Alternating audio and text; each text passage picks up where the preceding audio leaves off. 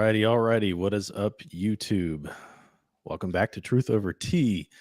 And do we have an episode for you today? We're going to be debunking Professor Dave's definitive guide to debunking creationism, specifically part 5.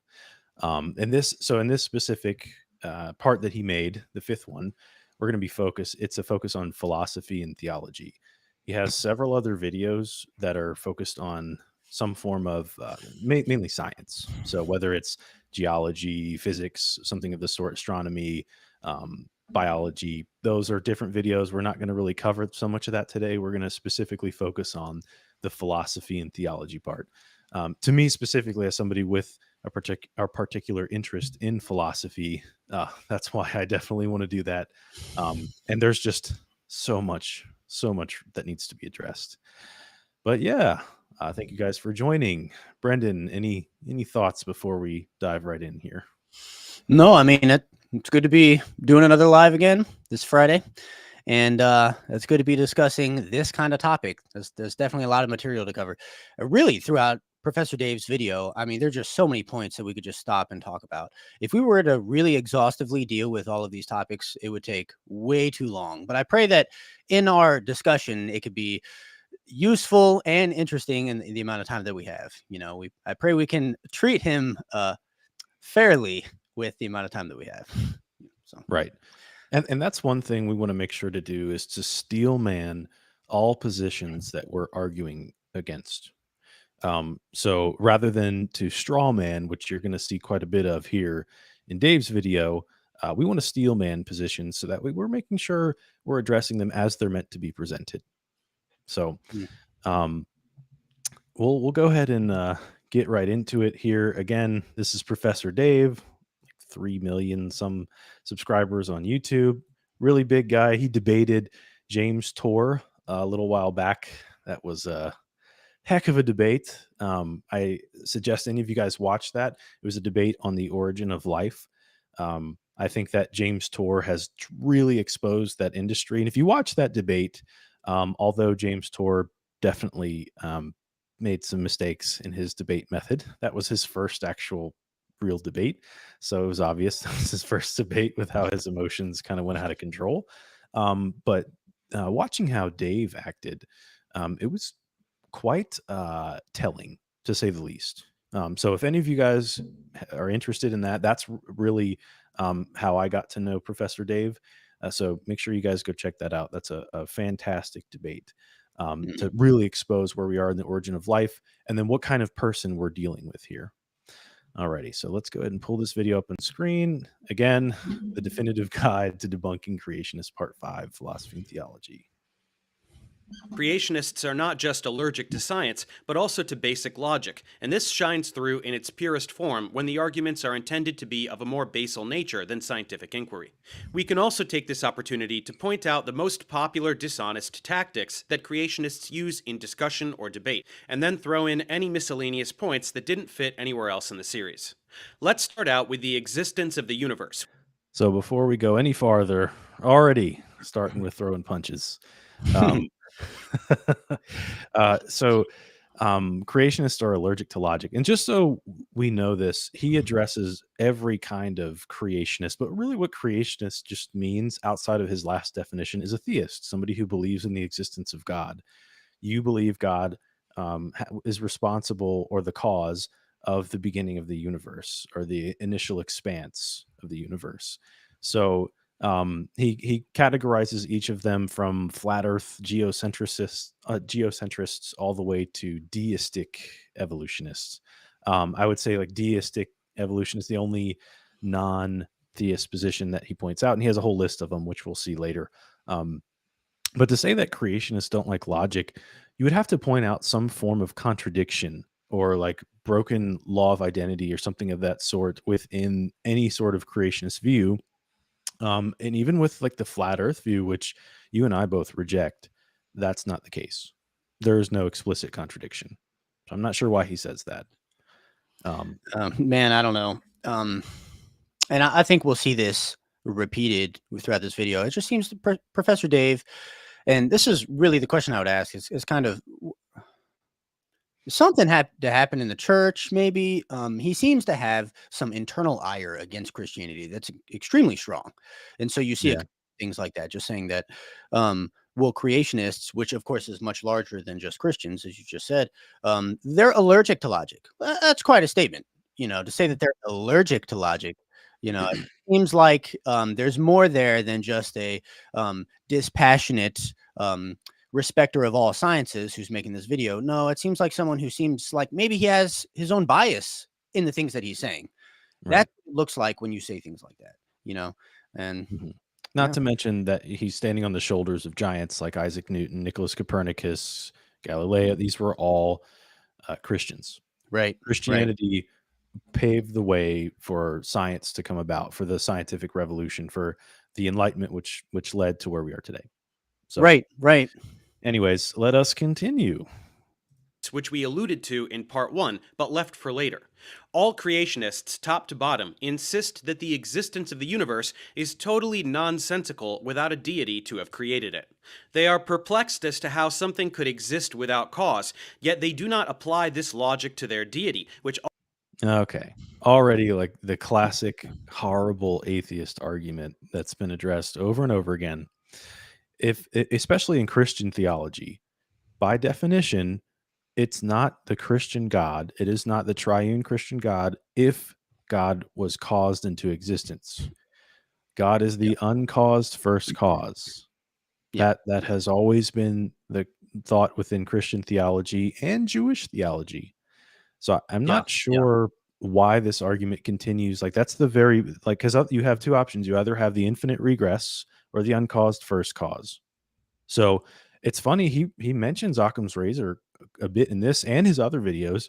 Occam's razor would point to an uncaused first cause because that's one explanation as opposed to an infinite amount of explanations. Right, right. That's a good way to put it. Yeah, I think it's at the end of I don't have enough faith to be an atheist.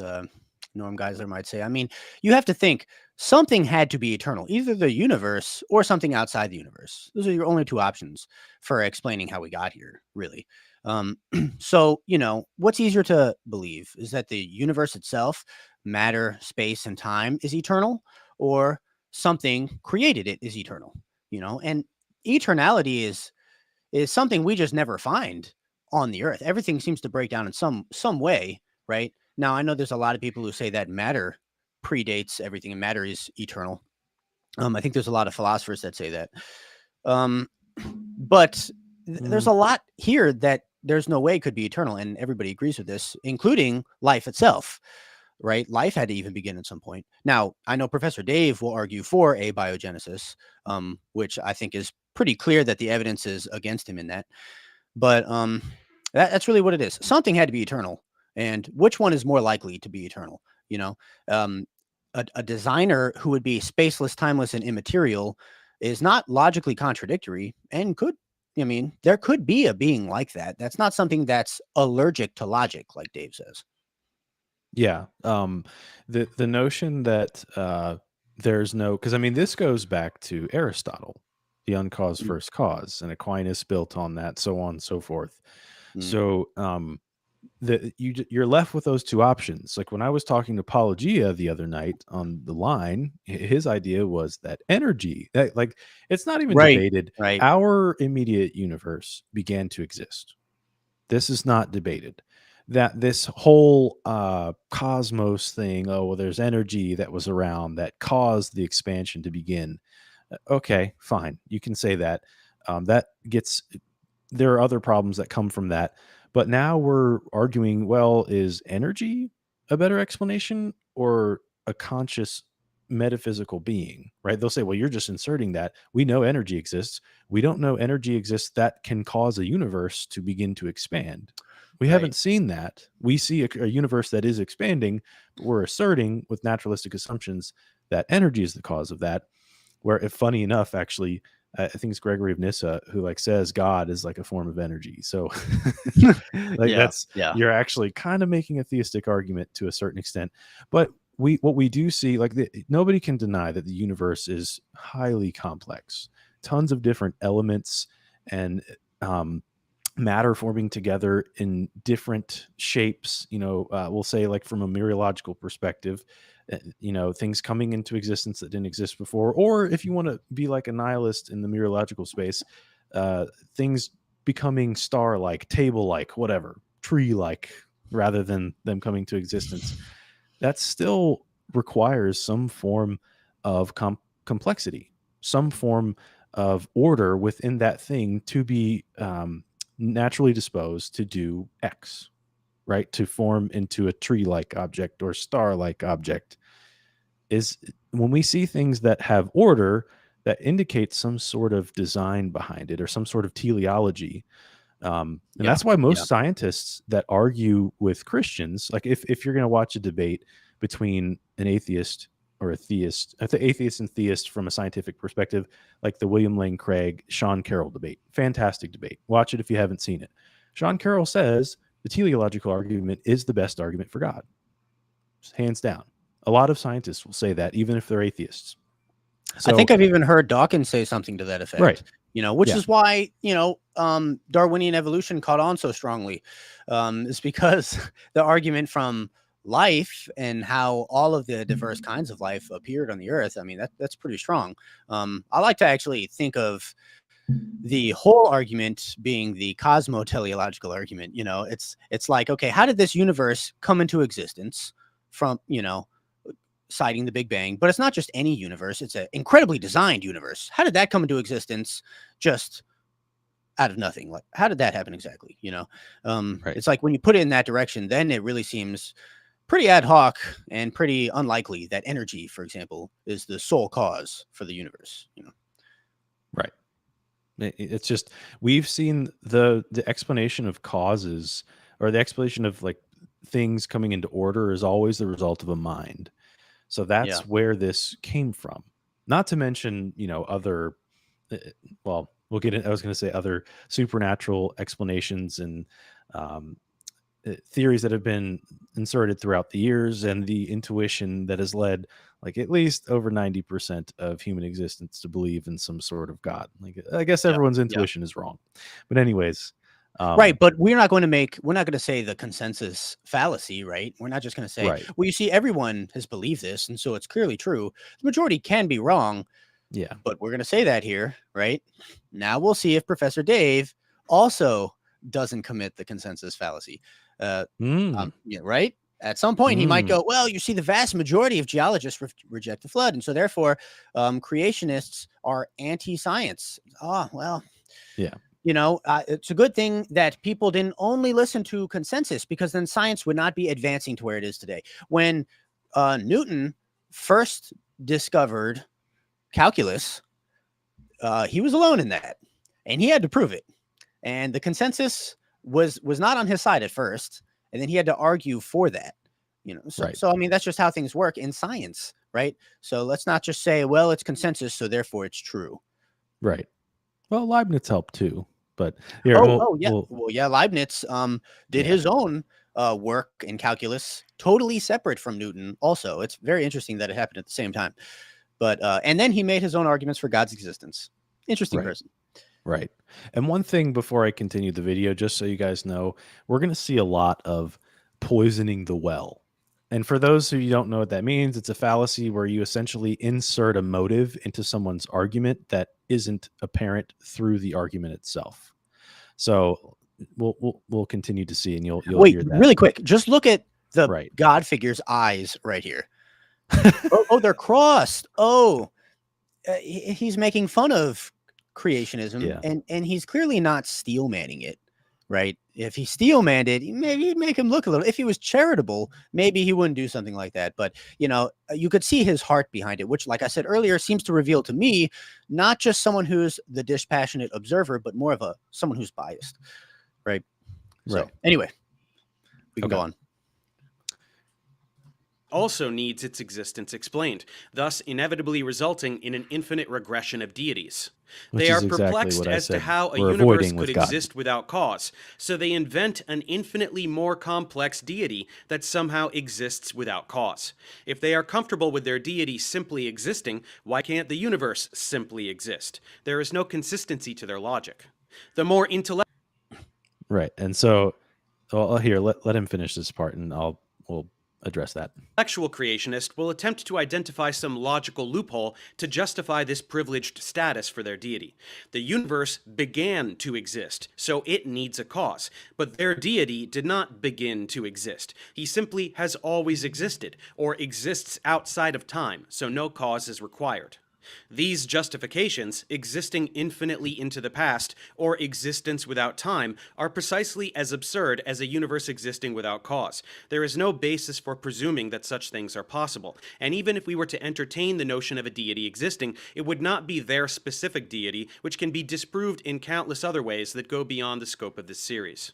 We See, like I wouldn't say that, well, these deities can all be disproved, but we can't do that in this series. Well, don't bring it up. You're not debunking it then. You're just saying it's not true. Yeah. I don't see the value in bringing that up. That just seems like a gotcha or a stab for no reason. You're not actually debunking anything. Yeah. You're just saying it can be disproven, right? So like for Christianity, the argument for the resurrection, if we can show that the resurrection is more probable than improbable, then what do you say to that? But unless you're going to make an argument against the resurrection, don't say that. Right. Silly. And then also he's trying to imply that there is special pleading going on when it comes to saying, well, the universe began to exist, but God didn't. Well, the universe is a physical thing. Physical things are causally contingent. Yes. Thank you. Fundamentally different from God. Right. He tries to put them into the same category, but I think maybe I have some internal bias in this, but I think it's pretty clear that, especially when you look at the order of the universe, it's much more, I don't know, prone to decay. And it's something that we can actually see decay. It's to say that, oh, well, maybe the universe is eternal, or like, as I like to say, the order in the universe is eternal. What? I feel like that's much easier to refute or at least reject. Well, we also don't have any like examples of actual infinites. So that's telling right there. We don't even have any examples of anything from a physical that is perspective. Infinite in time. We have no physical actual infinites. So unless someone can point me to one, we have conceptual infinites or maybe metaphysical infinites, but not physical. So again, that presents another problem to the universe being infinite, the physical universe at least. When you say the word infinites, that's saying like an object that is timeless. Yeah. Okay. So that's why I said physical. Because metaphysical doesn't necessarily rely on time like physical would, because that would exist within space, time, and matter. Yeah. Or within space, time, and as matter or energy. All right, let's keep going. We can all admit that existence is a mystery. The idea of a universe simply existing is perplexing, and thinking about that idea is discomforting. Logical people experience precisely the same discomfort when imagining a deity existing without cause. There is no inherent difference. Creationists perceive a difference because they want their deity to exist for emotional reasons. And here's more poisoning of the well. Right. I don't know how you could prove that the only reason they want their deity to exist is just for emotional reasons. I'd love to see your argument for that, which he doesn't present. It's I think C.S. Lewis said, if I wanted to believe in a religion that made me comfortable, I would certainly not be a Christian. All Christianity does is tell you, well, you're a sinner, and out of justice, you should go to hell. That you should never ask God for what you deserve. You should never ask God for justice. You should ask God for grace, because you are a rotten person who has rejected all the goodness that there ever will be. I mean, it does not make you comfortable where you are. People look comfortable in Christianity because they've humbled themselves and they've forgotten their ego at the door. Anyone, you can't come in with the ego and expect to be comfortable in Christianity, and it's too bad all of us are kind of born with our own sense of pride, So, I mean, at the outset, it's going to look like God is mean. And because you're a sinner. No, I don't. That's why this notion is ridiculous. Like it couldn't possibly be because people think that Christianity is true. It's only because of some Yeah. strange emotional reason that they have to make themselves feel better. Yeah. It just, it's wild. I again would love to see the argument that he has to prove this point. Yeah. But Yeah. anyways, and then he also mentioned logical people don't believe in a deity. Like we've already explained, there is no logical contradiction. There's no problem with identity. There's no law of logic being broken in theism. So Right. in a standard theistic creation model of any sort, right? So I'm sure there might be a few that have that nobody takes anymore, but the standard ones, even in young Earth creation, which is what he really attacks the most, there's Yeah. no contradiction. So either way, let's keep going. Either because they were told the deity exists since birth and changing Oh, their fundamental worldview would that's be his devastating to their explanation. psyche, or because they are afraid to die and they have convinced themselves that their deity will save them from their mortality. These are the two reasons people will insist that a deity must exist. Can we? Yeah. Thank you. Thank you. Yeah, Thank you. those are the reasons. I don't know how he knows that, but he knows that. See, I don't know how we're going to get through this video. Like, it's going to take a while to add commentary on these points. There's so many of them. But right. Yeah. I don't know how he knows that all Christians they're really just afraid to die, you see? And so that's why Mhm. they're unable to look at the naked, bare truth of reality. Eh, oh. So then by implication, he's saying that all atheists are not afraid to die. Wow. Right. Quite a claim. So, I mean, yeah, I mean, is there anything in the scriptures that says, oh, well, you see, it's because we're afraid of death. That's why we do this. Or, no. Yeah. Um, Right. and do we have any reason to believe that all atheists are the most brazen people and are just not afraid to die? And it's because of their heroic attitude toward death that they're willing to look at reality right in the face. And this is really how reality is. No, that's not true. Because, what do we find common in atheism is that people actually live lives of hope, thinking that there is purpose. But Right. we'll maintain today that the ultimate conclusion to a naturalistic world is nihilism.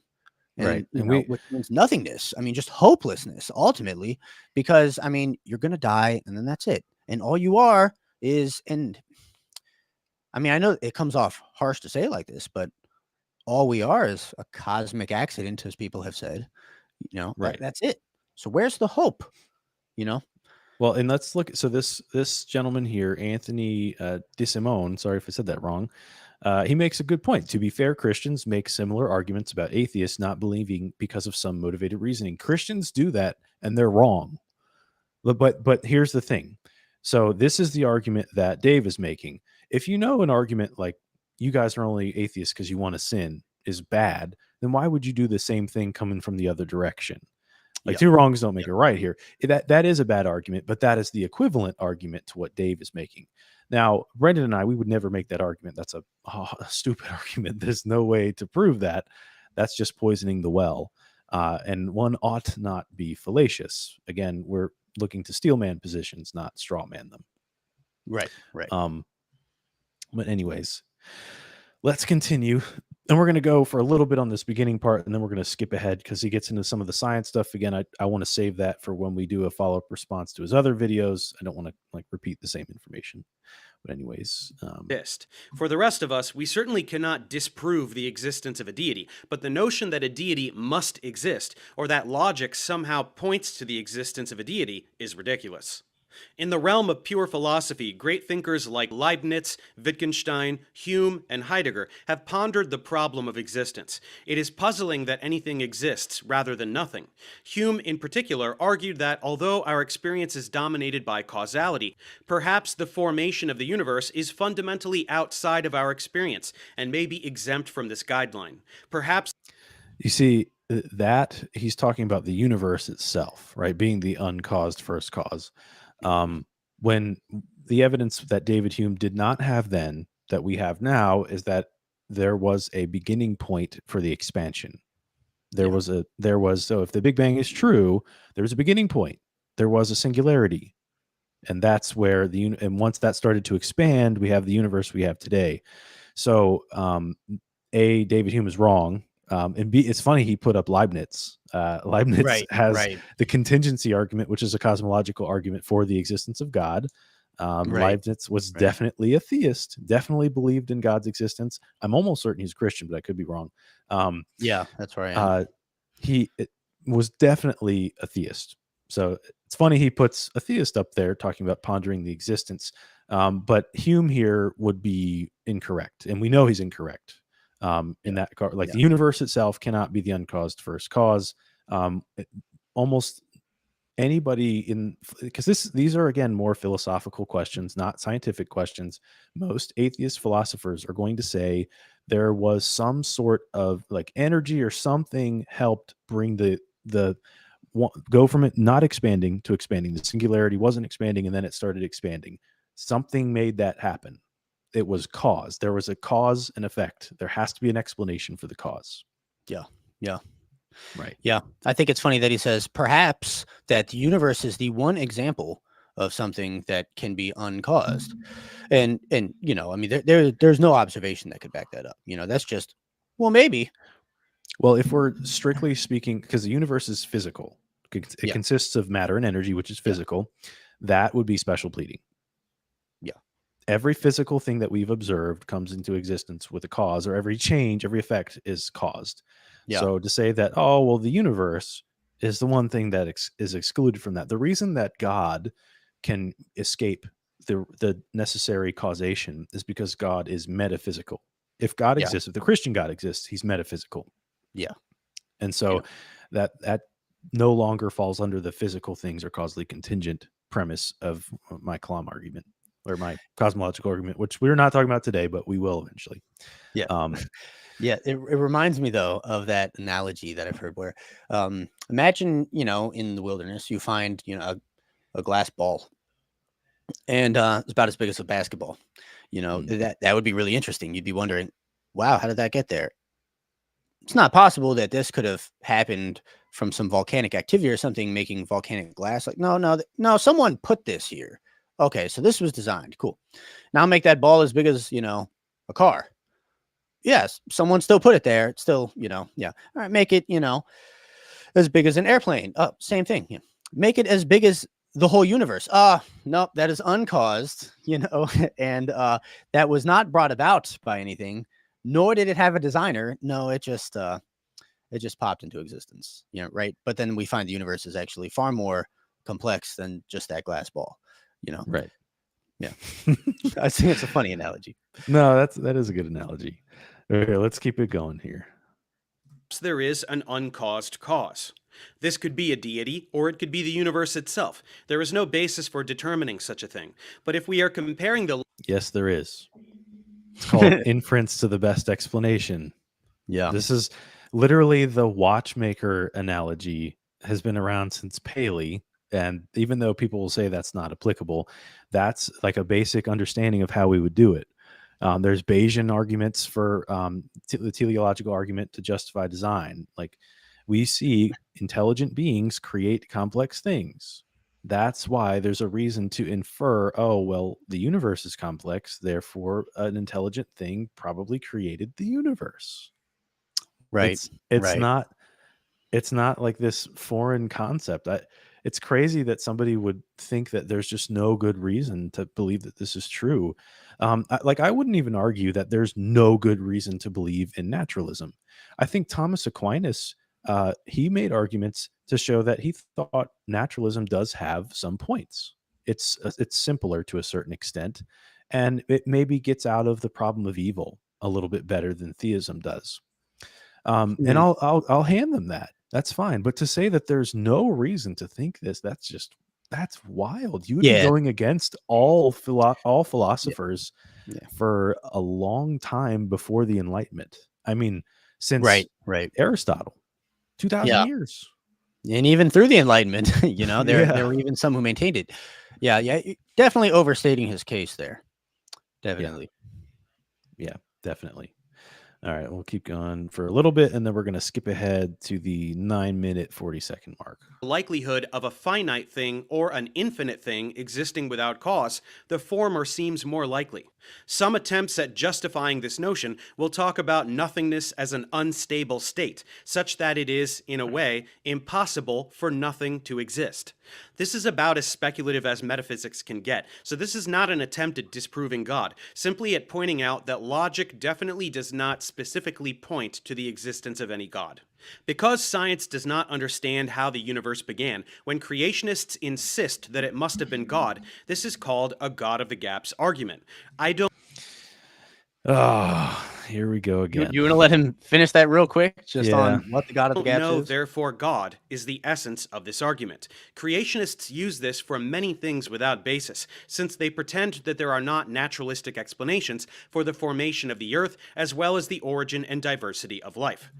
Okay. So just to go back what I just said earlier, we can literally use abduction, inference to the best explanation, to assume or to show it's more probable that a mind is responsible for the creation of the complex universe we live in today than not. Right, That right. is literally a method that you can use, abduction. It's a form of obtaining knowledge, a form of making arguments, abductive arguments. That's crazy. Like Yeah, to it's say not a gap. Certainly it's not not a a gap. gap. We're using knowledge to get to this conclusion. Right. Designed things usually have a designer. And we're not saying we have absolute certainty, but we're saying there is a good argument for it. And that is extremely tenable. To say that, oh, that's just a gap. And so you just posit God where you don't know things, that's not a steel man by any means. But also, when atheists do this, they're committing the atheism of the gaps fallacy. Okay, well, let's see. We have this phenomenon. We don't know how it happened. Okay, well, we know it wasn't God because of the God of gaps fallacy. Therefore, it wasn't God. Hold on. Right. It's Hold still on. an argument That from wouldn't make ignorance. sense either. Right. We It's can't go as far as to say that. Well, it's, and then there's the whole problem of how you study metaphysical things with science. The problem of scientism. Isn't that a category error? yeah. Right. So could not God be working through the lightning or through the storm or through whatever natural process that we see? Yes, of course he could be. Could God Right. have established that at some point? Yes. And primarily we would say at the beginning of everything, God may have established that. So yeah, this is another way to get scientism in the door where, trying to use science to disprove metaphysical involvement in anything, you can't do that. Now, could you say, okay, well, we're lacking any evidence that the metaphysical is involved?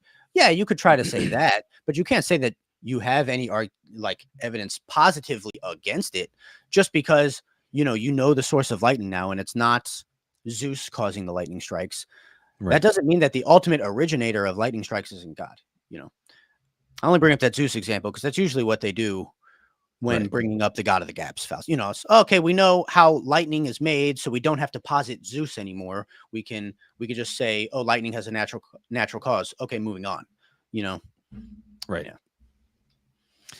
Oh, we have let's see. Peter Kohler says it's like J.R. Wallace said that the universe formation can't be explained by natural laws and processes, chemistry, physics, etc. You have to go outside the universe to get an explanation for it, for how it, I guess I was going to say, began to exist. And I agree. Right. 100%. You can't use the universe to explain the universe. No. That's wild. I am not responsible for my existence. Brendan's not responsible for his existence. We're contingent upon our parents. So the universe is contingent upon something. Funny enough, that's the contingency argument Leibniz wrote.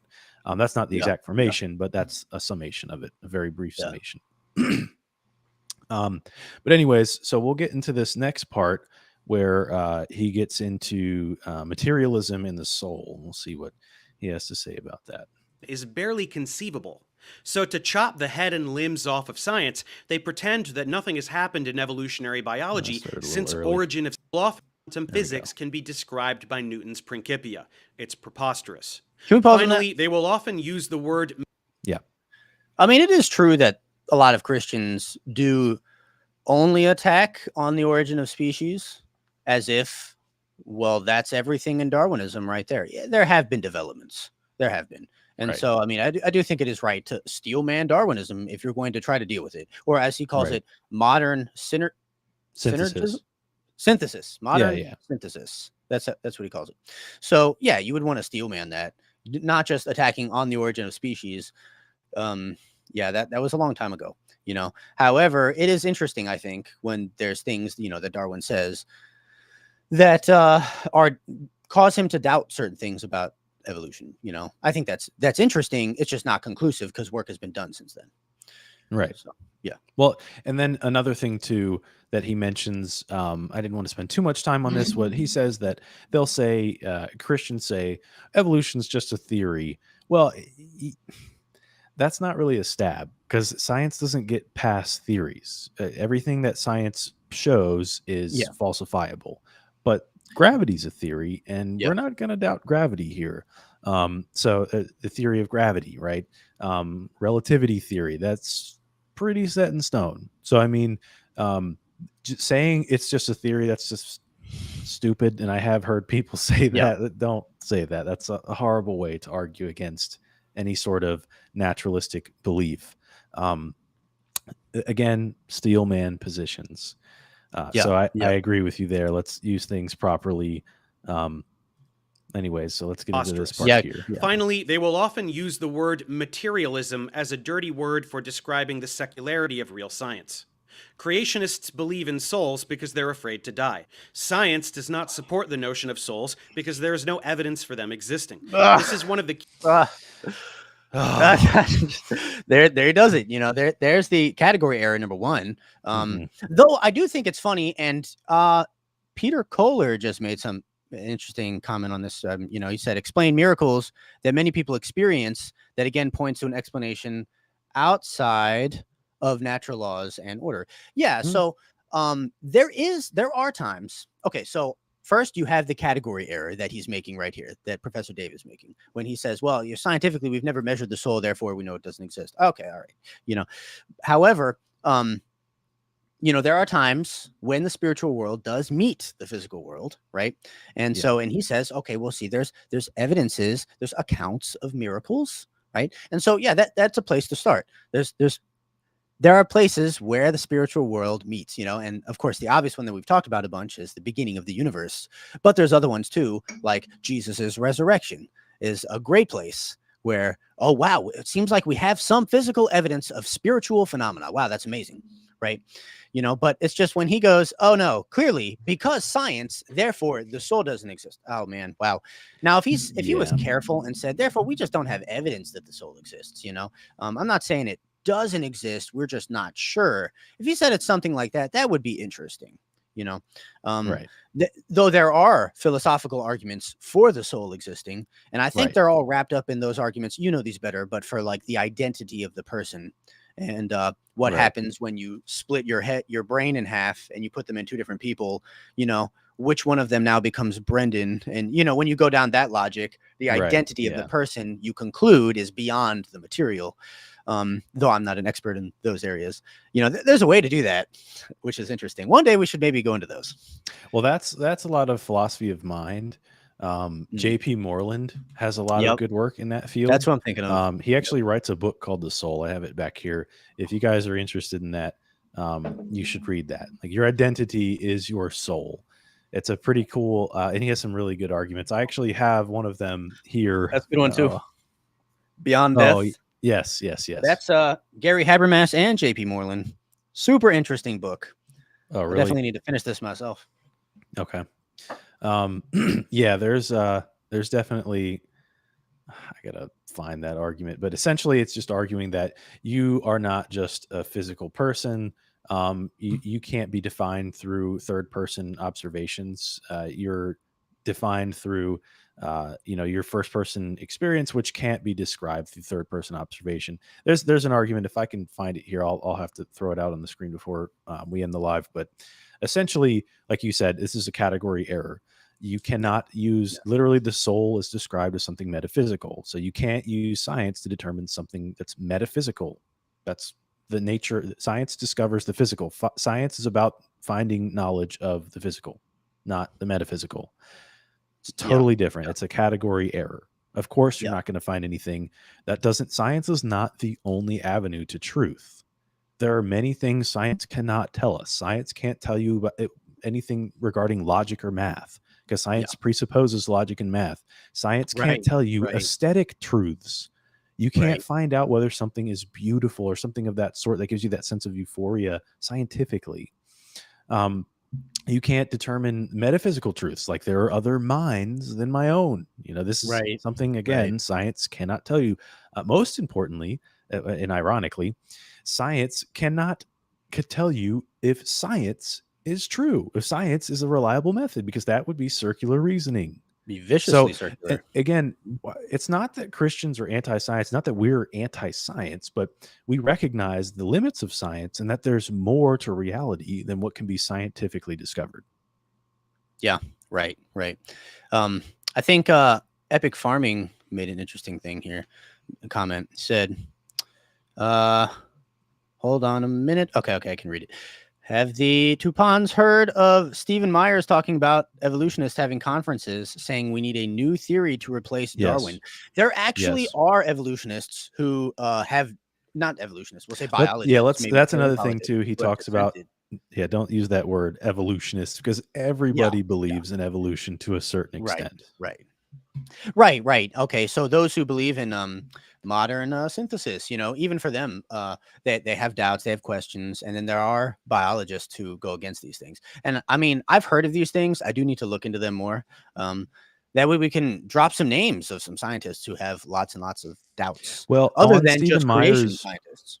on his website for the Discovery Institute, they have a list of 1,000 scientists, the majority of them, over 1,000, being PhD scientists from various universities across the world, that agree that with the specific statement that natural selection and genetic mutation is not enough to describe the evolutionary theory we have today. Yeah. There are problems with it. So Wow. now somebody like Dave would say that modern synthesis, it's funny, Joseph Wimberly said Darwin had doubts. I think there's a book called Darwin's Doubts that Steve Meyer wrote. But that he would say, well, modern synthesis is more than just genetic mutation and natural selection. But modern synthesis requires that those two things be a major component in evolutionary change over time. So you don't just get to discredit those. Oh, we have new things. Yeah, but these are crucial. Without these, the entire thing falls apart. Yeah. So let's get to this next part. He's talking about theocracy. Yeah. Are funded by wealthy fundamentalist Christian donors Oh, with yeah, the yeah, ultimate yeah. goal That's right. that accepts a greater proportion of the body of scientific knowledge. But the main reason is a political one. These groups are funded by wealthy. And so he's talking about the intelligent design groups are these want to be scientists that are creationists in disguise, and they're hiding and pretending to be not creationists.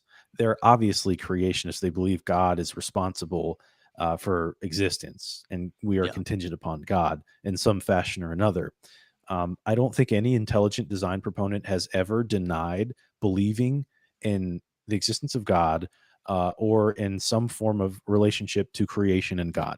Like that, this is preposterous. They changed the words apparently in the Edwards versus Aguillard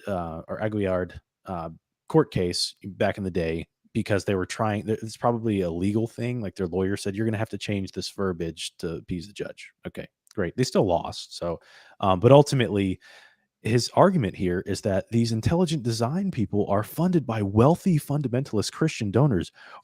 Who are these wealthy fundamentalist Christian donors? Funding the Discovery Institute or any of these creation science, anything.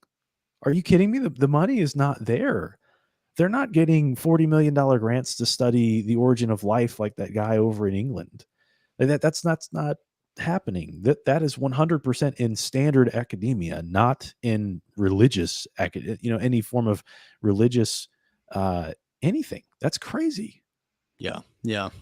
This is more poisoning of the well. And this is actually where it gets complex. So he starts to build the hierarchy of the evil that is revealing to you this creationist lie, right? I mean, that's what he's doing. And he's making it almost like it's coming out of like a comic book series. These people are just so committed to your demise, and so they reveal this lie. What I think is interesting is that he says that these fundamentalist Christians are bent on not democracy but theocracy. Mhm. right? I would like to know what kind of evidence he has to support that. Like, is there anyone who's actually gone around saying, "Hey guys, it would be great if we had a theocracy"? Is there anyone doing that? I don't know. I haven't heard of that. Maybe there is, but they're probably very fringe, right? And really, what's funding a lot of these creationist groups, for geologists, that because they're creationists, they can no longer be working for popular um, like geological communities and stuff because they believe in Noah's global flood. Really, these communities reject them once they believe in Noah's global flood. It's quite interesting when you study that. But the people who are funding them, like Answers in Genesis, that's a lot of them are the Protestants in just America, in the West. The Southern Baptist Convention has a ton of young Earth creationists who fund a lot of these groups. Right. And these people usually staunchly support the Constitution. None of them say Right. we need to abolish the Constitution in favor of a theocratic government, Right. because that's Even ultimately the what that would be. Is you would be right. abolishing the Constitution, at least the First Amendment. And so I think that's strange. He does And a even weird the treatment on the First Amendment too, saying, yeah. yeah, I mean, Well, this is like the whole Christian nationalist thing, which I still don't know what that means. Nobody has properly defined it. People have made videos, but it seems like someone who thinks that we obviously live in a nation that was founded based on Christianity. They all of the most of the founding fathers were Christians, like over 90% of them, with the exception and like even Jefferson, and I think Thomas Paine wasn't a Christian. he's not considered a founding father.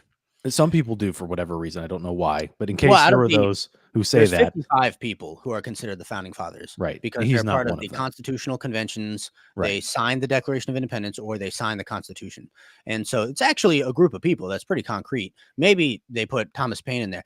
All the other founders, there's evidence of this, that Benjamin Franklin warned him, do not write The Age of Reason, I believe was his book. That was the slam on Christianity. He was a right, big secular person against right, Christianity. And I think Franklin said, do not write that. And it's funny because Franklin himself was a deist. And so right, he rejected Christianity. But he said in the letter, because you will be just a byword in America, you will lose all of your relationships. Everyone will reject you. And that's because the early American culture was so staunchly Christian, Protestant Christian, that just wanted freedom to express their religion. I mean, that's why they worked at in the First Amendment. The words separation of church and state aren't there, but the idea was just because they wanted the freedom to worship God how they saw fit, that they right, didn't get when they were back in England. But like the Christian culture was so strong in America. And then what happened was Thomas Paine wrote it anyway. He might have been in France or England when he did it. I don't remember. But then when he came back, he found just that. I mean, his social community when he came back was just demolished. Nobody wanted to talk to him, and he died in like being excluded, basically. He mm, and yeah, it's actually pretty sad, But yeah, so the founders, even the ones who didn't believe, cautioned him not to do that. You know, well, and out of the 55 founding fathers, some 51 or so were all a part of a denomination. A right, lot of Congregationalists, a lot of Presbyterians, only a couple Catholics, but there were, I believe, 3 deists, and one of them was Franklin. I don't remember the others, but Jefferson was one. okay, maybe it was Jefferson. I remember Well, thinking it so may have actually been someone else, but because I and there thought he was actually was a part of a church, he was but he may have had weird views, but he was, yeah. I think, technically affiliated with the church. He might have been, and I think he was kind of like Newton, who had like somewhat different theological views, but still took the basic principles of Christianity. But anyways, let's Oh, keep really quick, let me just say yeah. what Joseph said. Okay. Yeah, and we believe this. Eventually, the world will be in a theocratic state. That is true when Christ returns. Oh, that's true. Yep, when Christ returns. Yep. But It's if good it's a to sin, assert yeah, good Christian doctrine from time to time, and that's one of them. yeah, if it's a sinless world, I'm okay with that. And so the next portion of this video, uh, is just him going over ID, intelligent design, being rebranded creationism. We've already explained that. It's just nobody cares. It's not important. You're just trying to poison the well yet again. So we're going to get into the next portion where he talks kind of about epistemology. Maybe he doesn't realize it. Let's see. All right. There we go. And see how quickly they become desperate to change the subject. How do you know is the most important question in science, while it is absolutely forbidden in religion. The reason it is Poisoning the well. Okay. Yeah. You know, I'm not, hey Right. man, not like we've had theological debates and just what do you call that? Councils throughout church history, far before the scientific revolution. Yeah. Right. 2,000 years we've had church councils. And why did we have those? Because people thought differently, and we thought, you know what, let's discuss this. Yeah, there were times where churches have cracked down on some free thought. That has happened. I'll say that. But what? As if theology has not been some developing enterprise, in the church's understanding of scripture over time? Yeah, no. Things have been developed, like, the idea of the Trinity being coined at the Council of Nicaea 325, things like that. So he just poisoning the well, just overstating his case. Yeah, no. And there's that proverb, Proverb 18:17, in a lawsuit, and this is it. It's essentially stating to look at both sides of the story. In a lawsuit, the first to speak seems right until someone comes forward and cross-examines. Like, this is promoting critical thinking, Yes. not promoting just doing whatever you're told. Jesus literally came and refuted the religious leaders at the time in front of everyone. That's why they hated him. He came and refuted the Pharisees for their incorrect teachings. So he 100% promotes refutation of false teaching. There's nothing wrong with that. Now, there are stories of churches that do condemn those who question the leadership in the church. That's wrong. Funny enough, not to jab too hard here at the Catholics, but I mean, at a certain extent, they kind of have that problem, I think, more so than anyone because of the papal infallibility problem. Like this whole thing that the Pope came out recently with that pluralistic statement. And you have some Catholics that are just defending him straight up. The Pope said that all these paths lead to God. When, if Christianity is true, only Christ leads to God. Only Christ is the truth. And you have some Catholics like Jim Yakin who are still defending the Pope, regardless of how pluralistic his statement was. But then you have people like Trent Horn that were like, no, that's not right. No, I don't think that's right. And then they're trying to he's trying to put it into a different light. And this is what the Pope should have said. This is what it seemed like he was getting at in like a less pluralistic manner. But true Christianity does not reject critical thinking and asking questions. That's how we get the doctrine of the Trinity.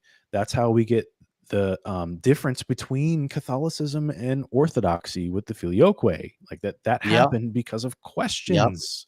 And that's how Protestantism started. Martin Luther questioning the Pope, questioning the papacy, the indulgences, and the other problems that were happening at that time that aren't scripturally based, or at least Martin Luther didn't believe that they were. He created the Reformation, the protests that led to the Protestant movement. So to say that is just you're ignorant of Christian history and you're ignorant of Christianity itself, you've probably met some fundamentalist Christians. Like, he's debated Kent Hovind. Yeah. If Kent Hovind is your entire view of Christianity, that I'm sorry, you're just ill-equipped to actually know what Christianity is. Yeah. I'm not trying to just bash Kent Hovind here, but like, if that's your view of Christianity, you have some studying to do. Yeah, right. Yeah, I mean, there are some things that Kent Hovind says that I appreciate, but when he says, no, the King James Bible, the way it is written, is absolutely wholly infallible. And the way it is written, we don't have to go back to the Hebrew or the Greek. No, the English and the King James version. Okay. Yeah. So he has a minority view when he says that. Right.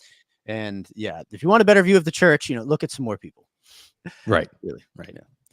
Alrighty. Let us continue. Is forbidden is that what creationists actually fundamentally believe is completely incompatible with logic. We've already explained Yeah, this. yeah. It's not Again, incompatible there with you go. logic. Please, Professor Dave, provide the explicit contradiction that makes this creationism incompatible with logic. It is actually breathtaking how ridiculous it all is when you really stop and think about it. If they are young Earth creationists, they believe in a God who made millions of different types of organisms just to wipe almost all of them out, including almost all humans. Why?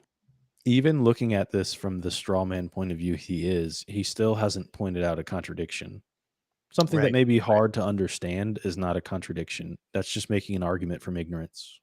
Yeah. Right. Right. It's kind of like what Do God said to, Sarah, is anything too hard for God? Now, that's not to say, okay, we'll just use that to paint over any Yeah. difficulty that the Bible, presents. If there really was evidence against the resurrection, yeah, we would have to seriously consider that, being people who are searching for truth. However, just because something is hard to believe doesn't mean it's false. A lot of people say that with the Trinity. Oh, well, I can't fully understand it here, so therefore it's false. Why would that follow?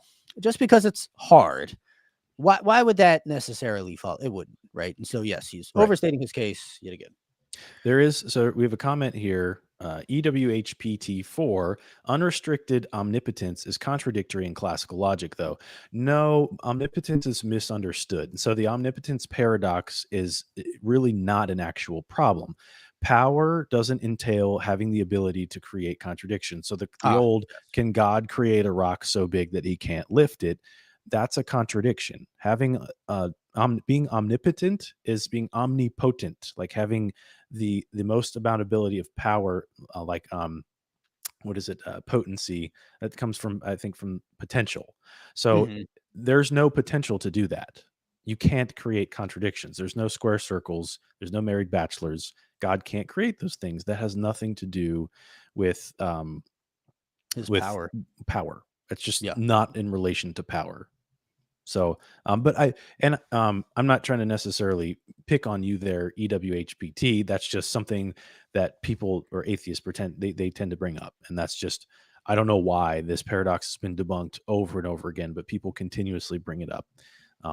That in no way, shape, or form does omnipotence equal God creating contradictions. Anyways.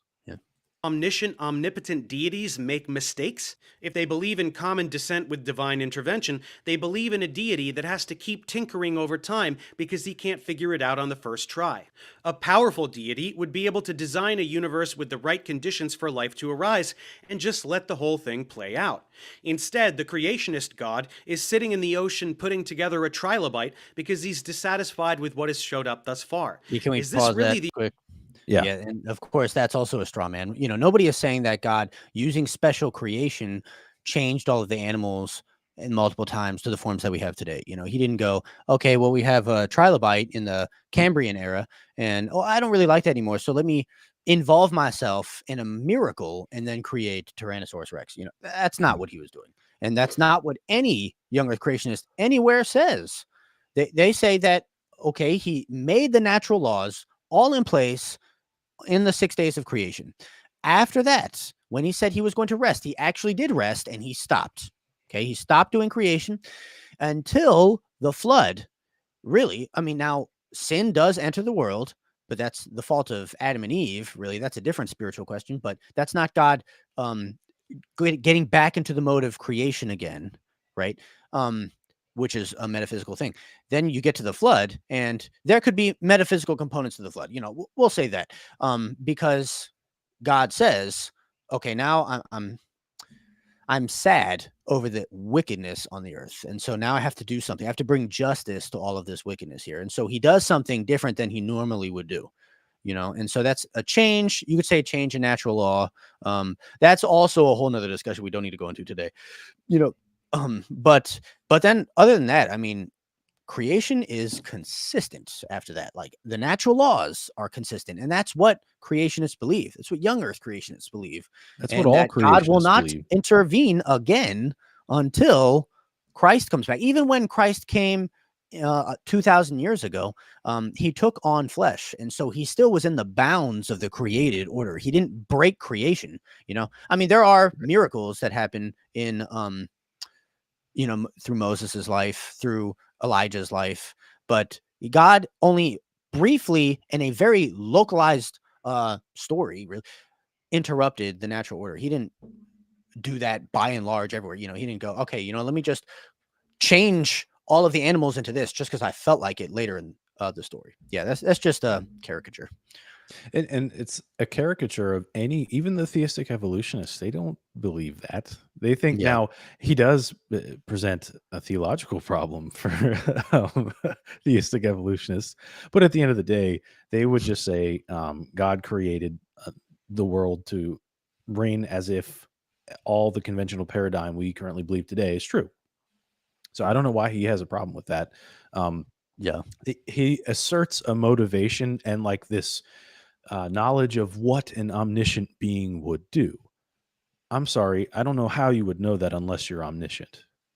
Yeah. That's really weird to say. I know an omniscient being would do this because why? Because that you would have to be omniscient. Like you can provide arguments as to why this method was bad and wouldn't make sense with omniscience, but to say, just assert this is what an omniscient being would do is just presupposing what an omniscient being would do, and that would require omniscience. That happens all the time. Right. Unless you can show how it's logically impossible that an omniscient being would do this, like you're just begging the question. You're not actually providing a substantial argument. There's just no value to it. Anyways, I'm just gonna say Vicky is funny. I'm just gonna say that. Oh yeah, and then move on. Yeah, Dave made such a strong argument by calling religion stupid that I now have been deconstructed. I will now buy all the Funko Pops and grow out my neck beard. The all-powerful deity that should elicit fear and obedience from us?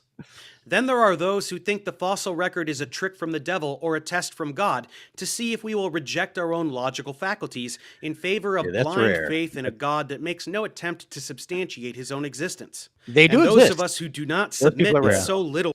So that is true. There are people.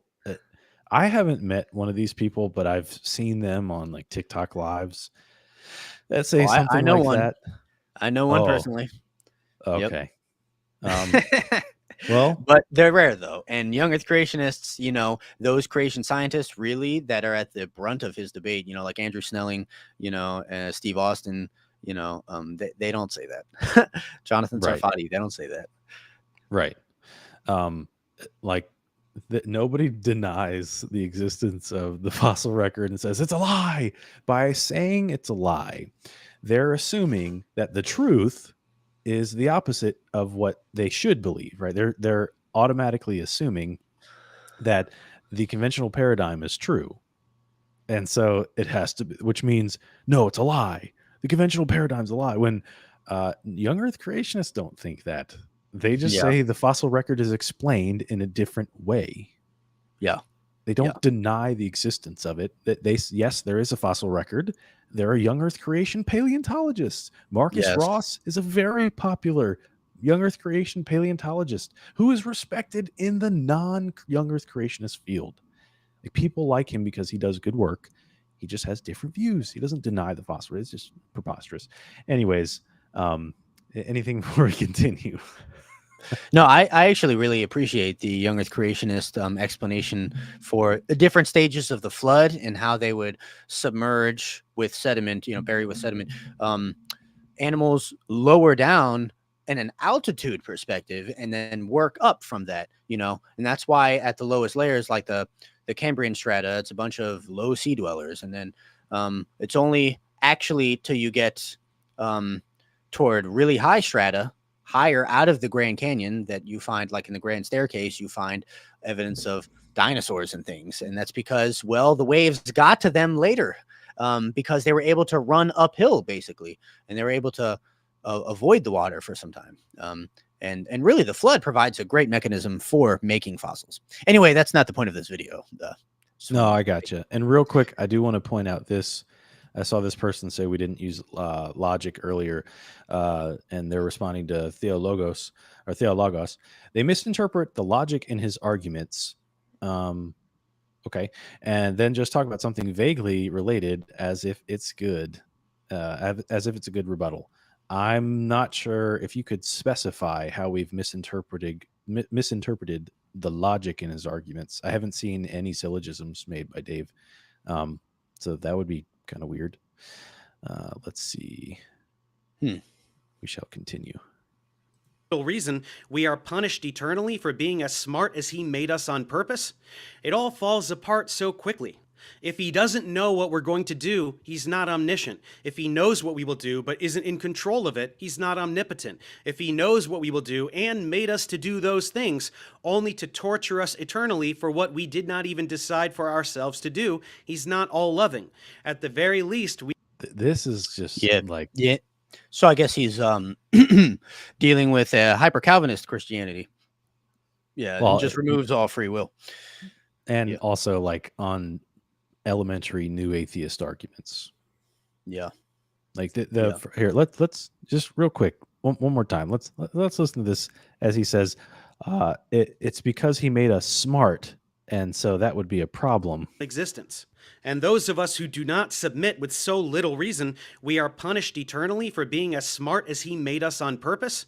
It all falls apart so quickly. If he That is, oh my goodness.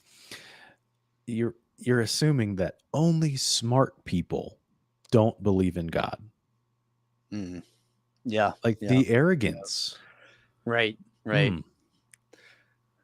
It's like when Dawkins, I think, called people who are atheists brights. I think that was like his term, or is his term for atheists. You know, Right. like you're smarter. You figured out the real hoax in this world. You know, yeah. The arrogance is strong. Yeah, we don't go around saying, "Oh man, Christians, they're the real smart people in the earth." You know, far smarter than anyone else. In fact, that would be contradictory to Christianity, which says, no, it's nothing different about us. We actually recognize that we're just sinful and we just needed help.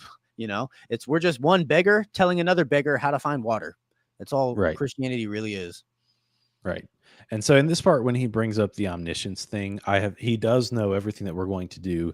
I'm surprised he didn't bring up the whole free will thing, but he has like a reverse fatalism thing going on here. Let's listen to this. He doesn't know what we're going to do, he's not omniscient. Yeah, we're not open theists. That's the only group of people that think that. Yeah. So, yeah. If he knows what we will do but isn't in control of it, he's not omnipotent. See, it's not about not being in control of it. It's not that God can't control it. It's that he doesn't. Like this is very standard Christian theology, the free will theodicy. If God is all loving, he's going to allow us to do what we choose to do, not what he chooses us to do. So that's just silly. It's a stupid argument, easy to refute. And then the all loving thing, you can punish us. It's our free choice. We choose to go to heaven or hell. We choose to spend eternity with his goodness, or we choose to be separated from his goodness. So if that's what we choose, would it be loving to forcibly make people who want to reject God not reject God? That's not loving. Right. No. The old saying, if you love something, let it go. Well, right. That's what's happening here. Yeah. And that's what hell is giving them separation from him ultimately. Right. Yeah. If he knows what we will do and made us to do those things only to torture us eternally for what we did not even decide for ourselves to do, he's not all loving. At the very least, we can reject the God of the Abrahamic religions on this basis alone. Yeah. So, and that's the thing, that's like the false assumption that God is torturing us. Right. The depiction of hell is self-torture. Maybe from Satan, like maybe you could pull that off from a biblical argument, but truly it's more like I think C.S. Lewis has the best analogy, and that's in The Great Divorce. It's locked from the gates within. They want to stay in hell, and they bask eternally in torment of sin. Yeah, in Dante's Inferno, in the Divine Comedy, Yeah, the people want to be there, which is very strange. There's even people like this guy Capanius, who is, I think he's in ancient Greek mythology, but he was a blasphemer, and so he's actually in an area in Dante's. Uh, he's in the seventh ring of hell, and he's laying down on burning sand in a desert with snow, but it's fire falling, and it just looks like snow coming down. It's like as snow would fall, and it's burning Capanius, and he continues to blaspheme against God the entire time. It's a desire to continue in the sin, even though that's the reason you're in your punishment. You know, um, Right. yeah, that's the idea that the church presents. Right. It's his lack of, for somebody who like presents themselves as a professor, like an expert in topics and has courses on many different fields of education, philosophy, history, all sorts of different sciences.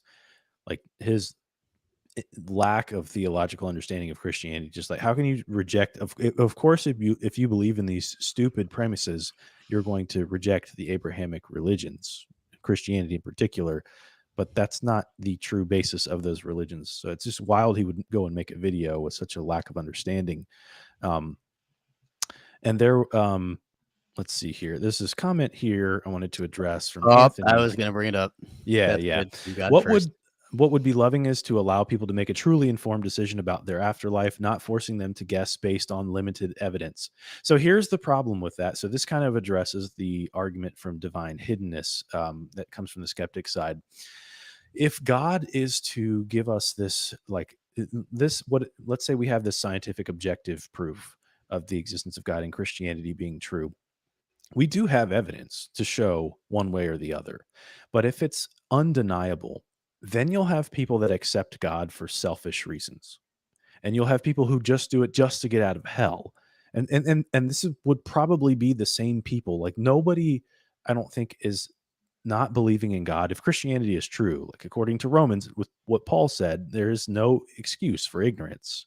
Yeah. So nobody is a non-resistant non-believer. In some form or fashion, they are resistant somehow. They may not even realize it, but they Yeah. are. Yeah. So Yeah.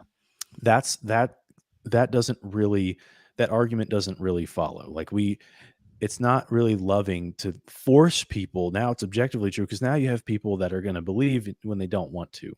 So this is giving people the true freedom. Like, think of Pascal's wager. What are you losing by accepting Christ? You're not losing anything. You're gaining eternity in paradise if you do. And if Christianity's false, you're just like everybody else. You end up worm food. Yeah. When you compare it to naturalism.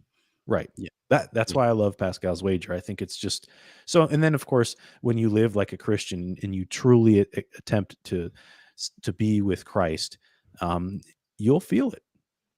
There's Yeah. an experience that's indescribable from a physical perspective. People can give you Amen. testimonies, all sorts of things. And he Amen. says that's not what we're talking about. Then we're not talking about the same thing. The argument can't be that people are choosing to be in hell in any meaningful way, but they are. When you're choosing to reject God, that is what that means. You don't want God. You don't want to be in God's grace and His goodness. That's what that means. You are getting what you want. Hell is the absence of the goodness of God. It Yeah. can't be Right. the absence of God entirely because God is omnipresent, Yeah. but it is the absence of His goodness. Yeah. Yeah. And I mean, it's just the result of that absence is what Jesus describes, which is very harrowing, harsh experience. Yeah. He talks about it a good bit in the New Testament. Yeah. Yeah. In other words, I mean, the problem with the divine hiddenness issue, um, God appreciates true worshipers. And so if he were here on the earth, everybody would obey him. Everybody Right. would. I mean, out of fear, everybody would obey him. But then you don't really get the heart, right? And so, I mean, I think that's a really good argument. Right. It's just that because God desires true believers, and then he really desires free will. I mean, free will is a very special thing to God and not compulsion. That comes up multiple places in the Bible. So he doesn't overwhelm us with his power. Though he does in places in the Bible, you could tell that it doesn't work. Like on Mount Sinai, he shows up with fire and thunder and mountain splitting in half because his voice is so loud, to where the Israelites say to Moses, tell God to stop talking, please, because if he keeps talking, we're going to die. But then do those people really then obey him after that? No. They obey him when he's looking in front, but then he turns around and he doesn't have true followers after that. The Bible then proceeds to say that, God needs to do a work in your heart, a genuine change with the Holy Spirit. Ezekiel 36:26, a good example of this. So God does this change in the heart that we accept via free will, and then we're able to have this relationship. It's because of this change that he causes in the heart that makes us not continually rebel, right? And so on that, for him to just overwhelm us, it would not work. Right.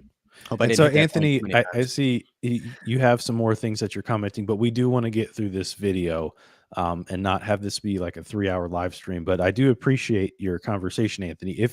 If you'd like to talk about this specific topic, we can set up a live stream or a video where we talk about this specific topic, the non-resistant non-believers, because I find this very fascinating.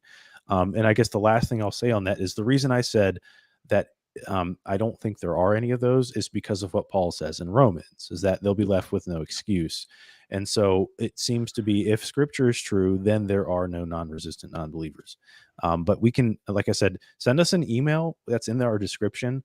And then I can follow up with you. Either we can set up a chat with you and us, or one of us on that, or we can make a video if you want to create content on that, because I think that is a very interesting and important topic. So thank you. Yeah, thank you. It doesn't mean no God exists, but we can start ruling out some popular versions pretty easily. But that is why creationists are so insistent on the idea that science and logic must be reinterpreted to fit Scripture, never that Scripture should be reinterpreted to fit science and logic. The Scripture is the ultimate authority, and asserting it over reason is the only way to retain any power over someone's thought process. The moment critical thinking creeps in, it has to be shut down. Okay. So Now, well, go ahead. well, Go ahead. he overstated the critical thinking case, but I mean, to some degree, he has some points because, if God gave us a book with information about him in it and claims about reality, we should take that very seriously. And you would take that with higher importance than you would experimentation, observation would be maybe not as important as God's own words if God did say something, right? Now that goes to a point. If you find that just everything in the Bible just doesn't match up at all with creation, and like, for example, like I said before, that, oh man, the evidence for the resurrection, all of it just falls apart flat, I think even the Apostle Paul would say, no, yeah, then everything would genuinely fall apart. We are evidence based. We're not Right. unfalsifiable in Christianity. Now, maybe some people are in the church. Some people have very strong positions on accepting Scripture over science, but it does make sense. Right. It does make sense, because if God reveals himself to you, you ought to trust him in that. They call that Right. special revelation, and you take special revelation over general revelation for that reason. I mean, it makes sense. But yeah, if we took that to the extreme, then we would be unfalsifiable in Christianity, which would not be logical either. And not going with the proverb that you mentioned earlier, that Right. really stresses critical thinking. Yeah. Right. So Now, he is overstating again.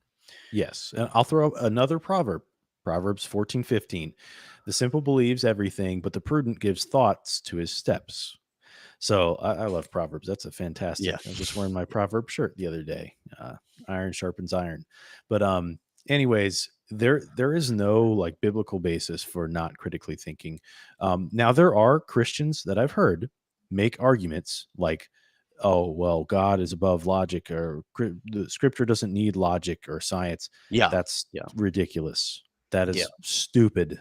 I hate to say, but that is ridiculous. God's is the foundation of logic.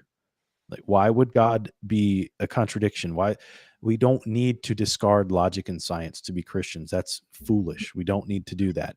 Yeah. Religion and science do not harm one another. They're not the same study. They're not the same understanding. They're totally different. They complement one another. There's no reason to have like this fight, this unnecessary fight between science and religion that Dave portrays must be the case if you're religious. That's just ridiculous.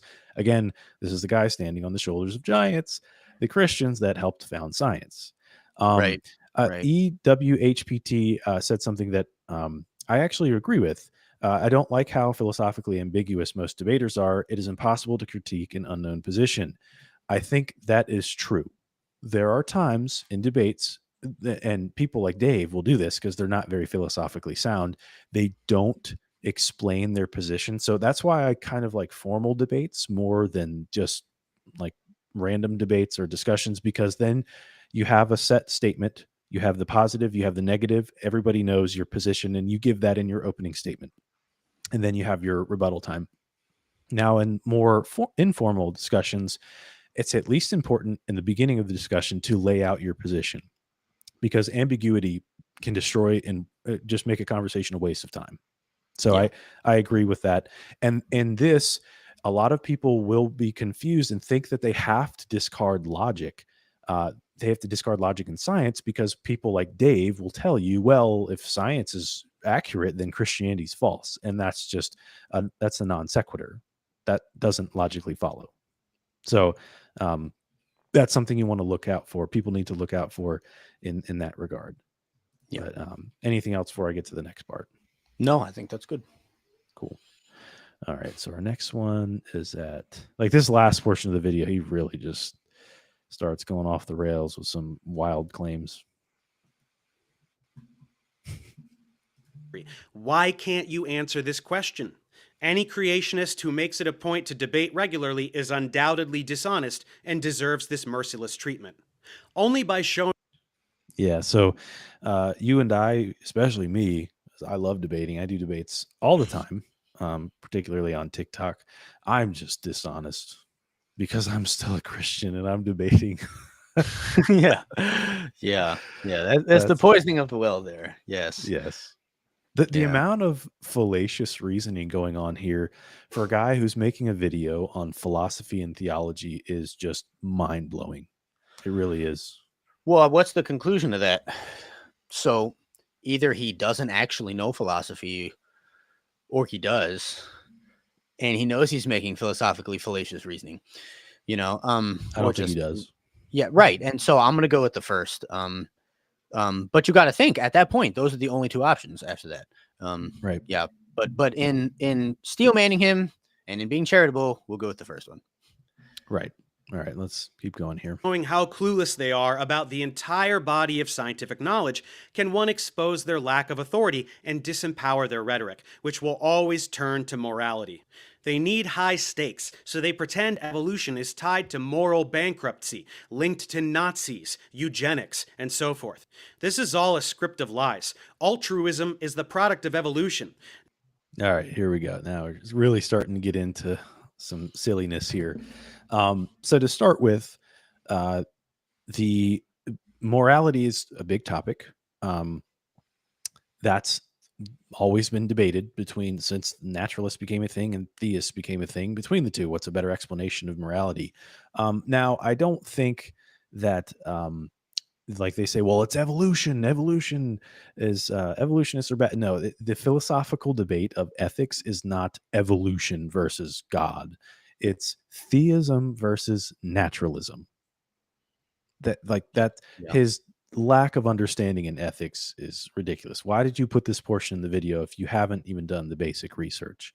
The theist will say, the naturalist, that evolution is not a good mechanism to bring about morality. Like Plantinga's evolutionary debunking argument, it's improbable that by far the majority of species that came about through natural selection and genetic mutation do not have more objective moral values and duties, or moral values and duties in general. They're not rational beings. So it's very improbable that we, another being that came about through natural selection, have these moral values and duties. So naturalism seems to be a less probable explanation. That's how like a standard argument against a naturalistic moral values and duties or ethics. Really, this is more within moral realism would go. And you would do the same. Let's say if they were both anti-realist, it would be the same thing. Yeah. And then the altruism thing. Go ahead. This part gets a little crazy. Yeah. And here he's clearly saying that the Nazis maybe were actually Christians, or maybe, there are some Christian roots in Nazism, when really, I'm not going to say those pictures are false. The German Christian Church, which was the technical name of it, the German Christian Church, was the mainline Protestant church in Germany at the time of the Third Reich. And they did submit to Nazi beliefs, even saying things like Jesus was a burst of Nordic light among savages. Nordic light, believing that it was actually a racial thing, that the gospel is a racial thing. Yeah. That Jesus, well, you see, he was blonde hair and blue eyes, and see, he was superior. And so he was leading them into this superior knowledge that would only be available to someone who also was of this Nordic light, right? The German Christian church had that in it. Are we going to say that this is really Christianity? Or are we going to say it's that ugly mainline Christianity that, and mainline might be the wrong word, but the one that sides with the tyrannical power of the time in order to stay a church, right? This happens in a lot of different instances. I mean, this is throughout history. When the state gets their hands into the church, and this is why we have the separation of church and state, is they start abusing the church, and then you get weird theological beliefs that come out of it that go totally against scripture. Right. That's really what happens. Like in China, they have a state-sanctioned Bible that then strips Jesus of his divinity.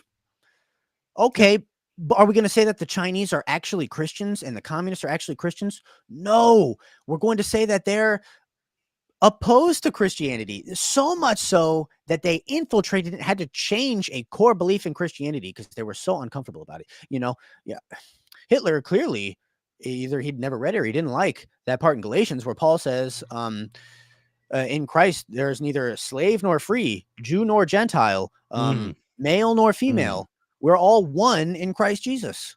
You took the words right out of my mouth. Right? Yeah.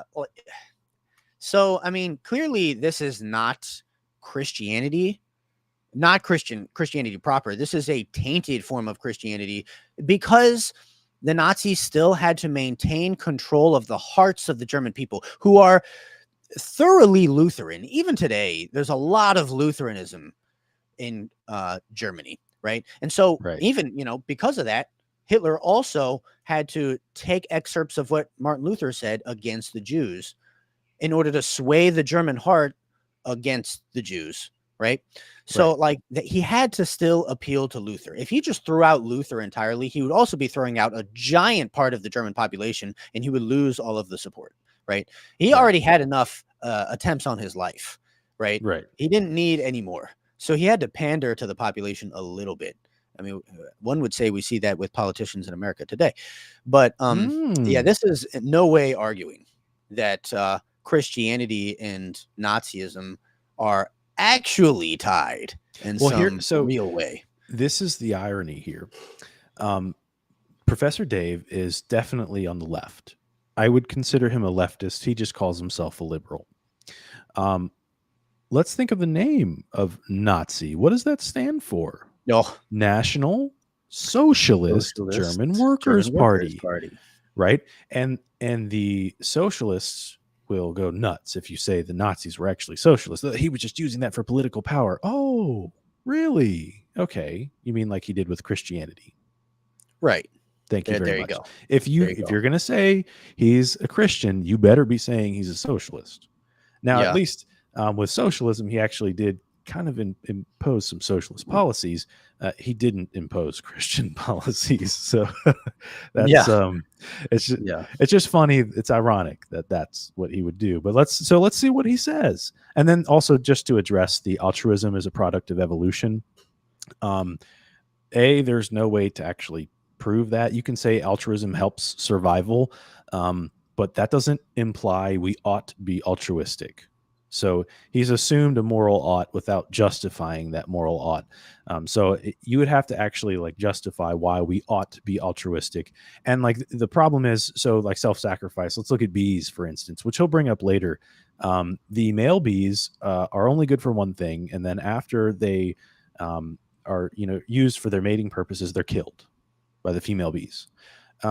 And they do what they can to protect the yes, queen. Circuit Clips a lot. Mustache Man was a fan of Islam. To protect the queen, right? Imagine if humans did that. Would that be morally permissible? That would be like the most brutal matriarchal communist society ever to exist. Like that would be horrible. Yeah. So to say that would be that's immoral, I don't think you'd really want to make that claim. I don't think he actually like fleshed that out before he made the claim. I think he just wanted to throw that in there. But anyways, let's continue. Nazism let me was say a Christian quickly, Sir Clips a lot. Yeah, Hitler actually wished that the German people were, he called them Mohammedans, which some people do call Muslims Mohammedans, though that's not a term that they appreciate. But he wished the Germans were more Muslim rather than Christian, because then they'd be more predisposed toward war. Yeah. Christianity is such a peaceful religion at the core. You can argue for violence in certain instances, but Islam, it's much easier because the founding years of Islam, the first century, was just bathed in combat. And that's how it made its expansion. So that's actually a really good point. Yeah, no, definitely. Well, right here, we'll go into when he says Nazism is a Christian movement, or was a Christian movement. As philosopher of biology Robert J. Richards pointed out, leading Nazi theorists specifically rejected Darwinian evolution because of its materialistic character. So I just want to point out, Professor Dave likes to rely on titles. Like your specialty is what you should have in order to make this argument. You're a biologist. You should make arguments about biology. You're a historian. You should make arguments about history. We're talking about history, maybe anthropology, maybe theology if we're going to talk about actually comparing views, but really history and anthropology. That person wasn't a philosopher of biology. So that's kind of weird. That's totally outside of their field. And I don't really see how they're. Now, that doesn't mean they're wrong, right? That would be fallacious to say that they're wrong because that's not their topic of study. But that's just interesting because that's a standard that Dave holds to. Like you better have a PhD in this field, or you better have some sort of credentials in this field, or we're not going to listen to you. And you better not be a creationist, right? Yeah. Because then your credentials are out the window. So, and then also to say that he was let's keep watching. Whatever they bring up in this arena, it's total bullshit. Some people do bad things, and many of those people are religious. The end. The most okay. Yep. So he's trying to say that there is that Hitler was a Christian, and there is tons of evidence to show otherwise. Like outside of his actions alone, I don't think that it makes sense for a Christian to exterminate Jews, being Jesus was a Jew. That alone is what? That doesn't make sense. So a historian who has actually done a lot of work in regards to Hitler would be someone like Richard Weikert, Dr. Richard Weikert, who's a historian, I think at the University of, he's at CSU. It's one of the universities in California. Now, he is an advocate of intelligent design, so I know Professor Dave wouldn't like that. But that doesn't change anything about his expertise of being a historian. And so let's see here. I'm going to bring up a clip of his, it's not going to be a clip. It's going to be part of his article here. All right. So let's read this. Here we go. I know this is going to be hard to read. Let me try to zoom in a little bit for the audience. Okay. That helps. Perfect. All right. So historians disagree about whether Nazis embraced Darwinian evolution by examining Hitler's ideology, the official biology curriculum, the writings of Nazi anthropologists and Nazi periodicals, we find that Nazi racial theorists did indeed embrace human and racial evolution. They not only taught humans that evolved from primates, but they believed the Aryan or Nordic race had evolved at a higher level than other races of the because of the harsh climatic conditions that influenced natural selection. They also claimed that Darwinism underpinned specific elements of Nazi racial ideology, including racial inequality, the necessity of racial struggle for existence, and collectivism. Interesting. So, an actual historian who's an expert on the topic would say otherwise. Very Yeah. interesting. And so, Yeah. hold on now. Now, let's go to Wikipedia. Okay. Wikipedia is definitely not a right wing, conservative, or Christian source, right? So it is the polar opposite of anything that he would claim to be false. So let's look at what Wikipedia says about the religious views of Hitler. All right, let's see. Religious views of Hitler. Is this the right one? Not that you're saying that Wikipedia is always right, but that they though they don't have the best reputation for that, but they, if anything, do not lean right. If anything, they lean a little bit farther on the left. Correct. So let's see here. We're going to look at this right here. Historian Lawrence Rees found no evidence that Hitler in his personal life ever expressed belief in the basic tenets of the Christian church. Ernst Hansteigl, I can't say that last name, Hansteigl, a friend from his earlier days in politics, says Hitler was to all intents and purposes an atheist by the time I got to know him. However, historians such as Richard Weikert and Alan Bullock, who wrote a book about Hitler, doubt the assessment that he was a true atheist, suggesting that he did, despite his dislike of Christianity, he clung to some form of spiritual belief. So like some sort of, because he did talk about like God being nature and things of that sort. So again, there's tons of evidence, despite what's said here, that Darwinism, the ideology of Darwinism, is what led to a lot of the horrendous stuff that we saw throughout the Nazi regime. There's just no doubt about that. There's tons of evidence for that. That seems to be more of the consensus among historians, and we're not going to appeal to consensus. We can appeal to writings and things that we've gotten from them. You know, they read his work and they've read work of his associates. They say the same thing. So the quote that he put up there, like, this is just disingenuous. Hitler, that was in 1928 when Hitler was trying to gain political power. Again, back to so if you want to play this game, he was a socialist too. So we should say that all socialists are dangerous and, you know, potential Hitlers. It's crazy. Yeah. Just silliness. Very, very good point. So let us continue this. Egregious misrepresentation is the notion that morality is impossible without a deity, but we exist with morality, and there is no evidence for a deity, so clearly no deity is needed for morality to exist. Wow. Let's put that argument into proper format. We exist with morality. There's no evidence for a deity. Therefore, we don't need a deity for morality. Yeah. That's interesting. Right. How about you positively? I guess he's positively stating that no deity exists effectively. And so then by conclusion, because we know there's no deity, that would make a little bit more sense, you know. Oh, therefore we know morality can come about without a deity. Right. You know, if you're not sure that a deity exists because you say there's no evidence of it, you know, that's not a strong argument.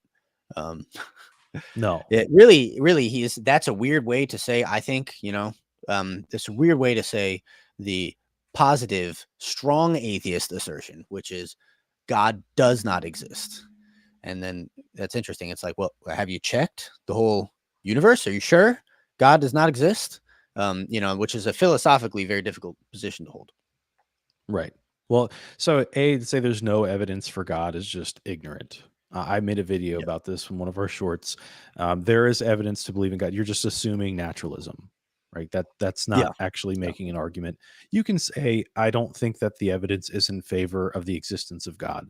But to say there's no evidence for God is just assuming naturalism. That's not making an argument. That's like that now that is a premise in an argument about something different, but he's also straw manning the moral argument.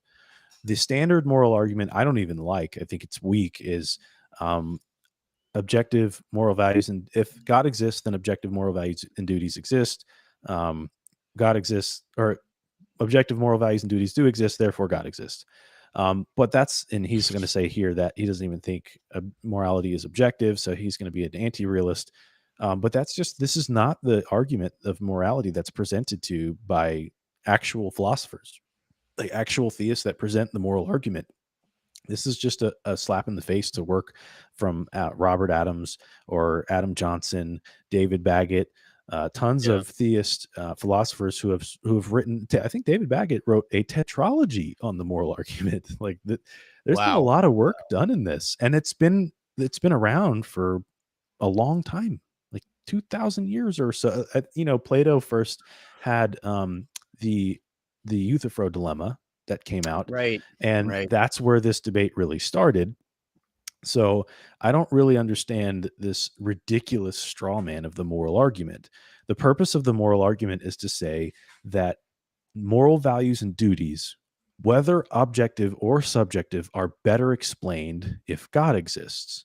That's the argument I brought up earlier, the evolutionary debunking argument. It's highly improbable that one of 99.9%, like one being, 99.9% of living beings of species never had this thing called moral values and duties, but this one thing did. Humans. That's very improbable,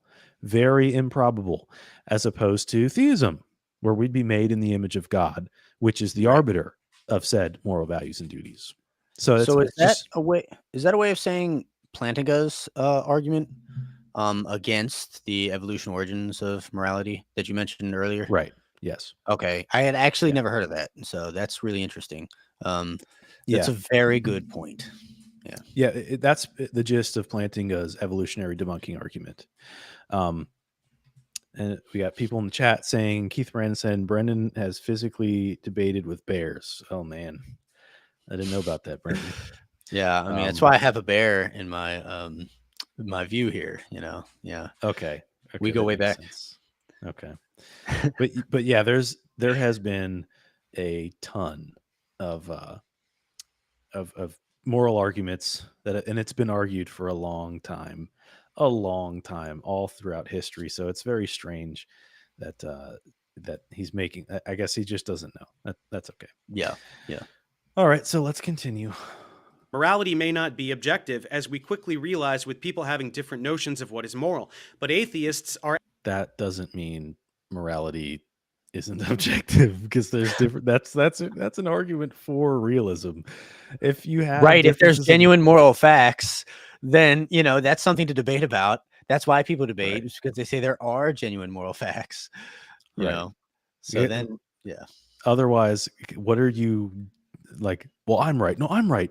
Based off of what I think, my opinion. Genuine moral disagreement is not necessarily an argument in favor of moral anti-realism. It can be an argument in favor of moral realism. But let's continue. Are at least as moral as religious people, and it does not contradict evolutionary principles whatsoever. Take a look at bees and ants. So, nobody makes the argument that atheists can't be moral. If Christianity is true, and like the moral argument that I would defend that would entail that atheists, like any human being, would be made in the image of God and would have moral values and duties written on their heart, so they would know them. Right? It's kind of like what Paul says, that you'll know them, you'll know the law in your heart rather than knowing the scriptures, and so you'll be judged by that because you know it. And so Romans 2. Yes, Romans 2, correct. So it's funny. This is what Tom Holland talks about in chapter 3 of Dominion, where he's talking about Galatia and just like Paul's influence. This was revolutionary at the time. It was a mixture of Jewish philosophy, which is the Mosaic law, right? Well, one part of Jewish philosophy is how we know right from wrong. And then we have the second part, which is Greek philosophy, where Aristotelian natural law was a big thing with the Greeks and other Gentiles at the time. And so Paul putting these together into one, you can recognize the law God's written on your heart. This is kind of like the doctrine of natural law. And that was just mind-blowing to these Gentiles at the time. And some of the Jews didn't like it, but it was still just something new. It was totally different. Something that revolutionized the area. Paul changed things when he said this. Amen. Tom Holland and Dominion. I mean, Christianity certainly changed a lot moving into these areas. We can go on about that for a long time. Right. And so here he'll go saying that, ants show a good example of morality. Animal behavior is complex. Survival of the fittest doesn't mean kill everyone around you. Sometimes it means form cooperative networks and take care of one another. Whatever maximizes the probability of survival and reproduction, and consequently, whatever causes certain genomes to perpetuate. That's all there is to it. No, that's not all there is to it. Survival of the fittest does mean, those who will continue to breed and stay alive. They are the fittest, the ones who are the fittest to continue breeding. That's what it means by survival of the fittest. That's what that notion means. But if something gets in the way of that, they are to be removed. So we don't even have to argue about this. If humans did that, that would be grossly immoral. Oh, you're in the way. I'm going to kill you. That's just preposterous. Nobody thinks that that's morally permissible. Animals do that, though. Animals will do that in a heartbeat. They won't even think. They will destroy you if you're getting in the way of their survival. I think maybe he's saying that, not that you're not saying this, but that, ants show the basic building blocks of some sort of morality that over time, through evolution, smarter beings were able to see, okay, well, we're all able to survive more if we have more of this system of morality, and so it evolved past that, but as you just said before, that still is, highly improbable based on what Plantinga's argument, but also, and then we evolved, certain things like self-sacrifice, even when you could just walk away and save yourself, and it doesn't necessarily help your species to survive. Self-sacrifice is always morally good, things like that are, I think it's hard for evolution to account for the arrival of such morals. Right. No, that's, I think that we, like the argument he's trying to make, he's not mentioning everything that comes with survival of the fittest. And if he does, it kind of goes against what he's trying to say. So let's keep going here. We're almost done. But in general, creationists will always spew this script about morality to raise the stakes, and they will always put forth a ridiculous persecution complex. Everyone is trying to stifle the poor Christians. They've been marginalized all along, especially among the nasty, godless scientists who are threatened by their purity and faith. They can't handle our truth, and they're trying to keep God out of the curriculum. In reality, it's creationists who are allergic to truth, and putting religion in public school science curricula is specific. Again, he's poisoning the well. Assuming that naturalism is true, rather than arguing for it. Just to say that creationists, theists are allergic to truth. That's just, that's a stupid. It's just an ad hominem. You're not making an argument. You're just insulting people who disagree with you. That's not good character. Right. Yeah. Maybe in the future we'll make a video about that whole claim that Christians are going through persecution, and I've heard several atheists before say, "Oh, you think that, but that's not true at all." So stop telling your people that. That's just to galvanize support. There's no evidence of persecution anywhere. I think that's an interesting thing. I might make a video on that at some point. Well, I'll say this. You will not see Professor Dave making a video specifically targeting Judaism. I can guarantee you that. Right. And Orthodox Judaism today, do you know what they say the year is?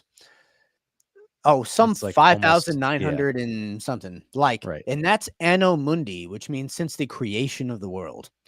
right. So Orthodox Jews are young Earth creationists, Well, and which makes yeah, sense because they will have you would think they have the Old Testament scriptures, and so they're going off of what they believe the correct interpretation of Genesis would be.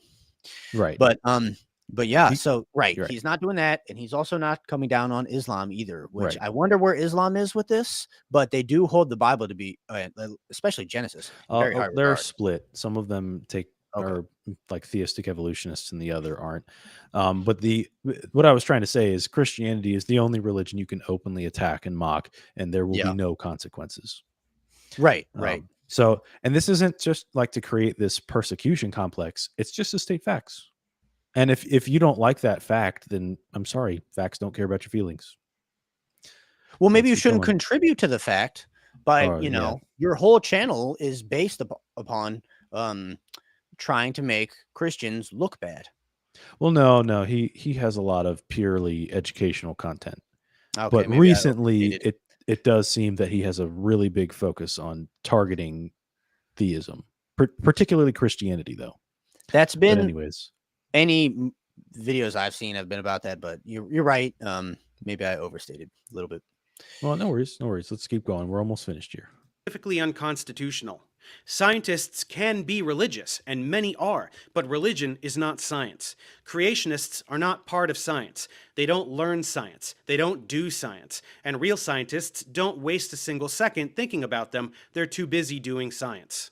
Nevertheless, some creationists really do believe they are in a spiritual battle to convert everyone, to save them all from hellfire. To them, this justifies their desire to infringe on the Constitution, to infringe on individual rights. They really Yeah, that's preposterous. Again, no Christian is out there trying to change the Constitution openly, at least from like a Christian perspective. The only people trying to change the Constitution are those on the left that are trying to retract the First and Second Amendment. So Yeah. that's kind of weird for him to say.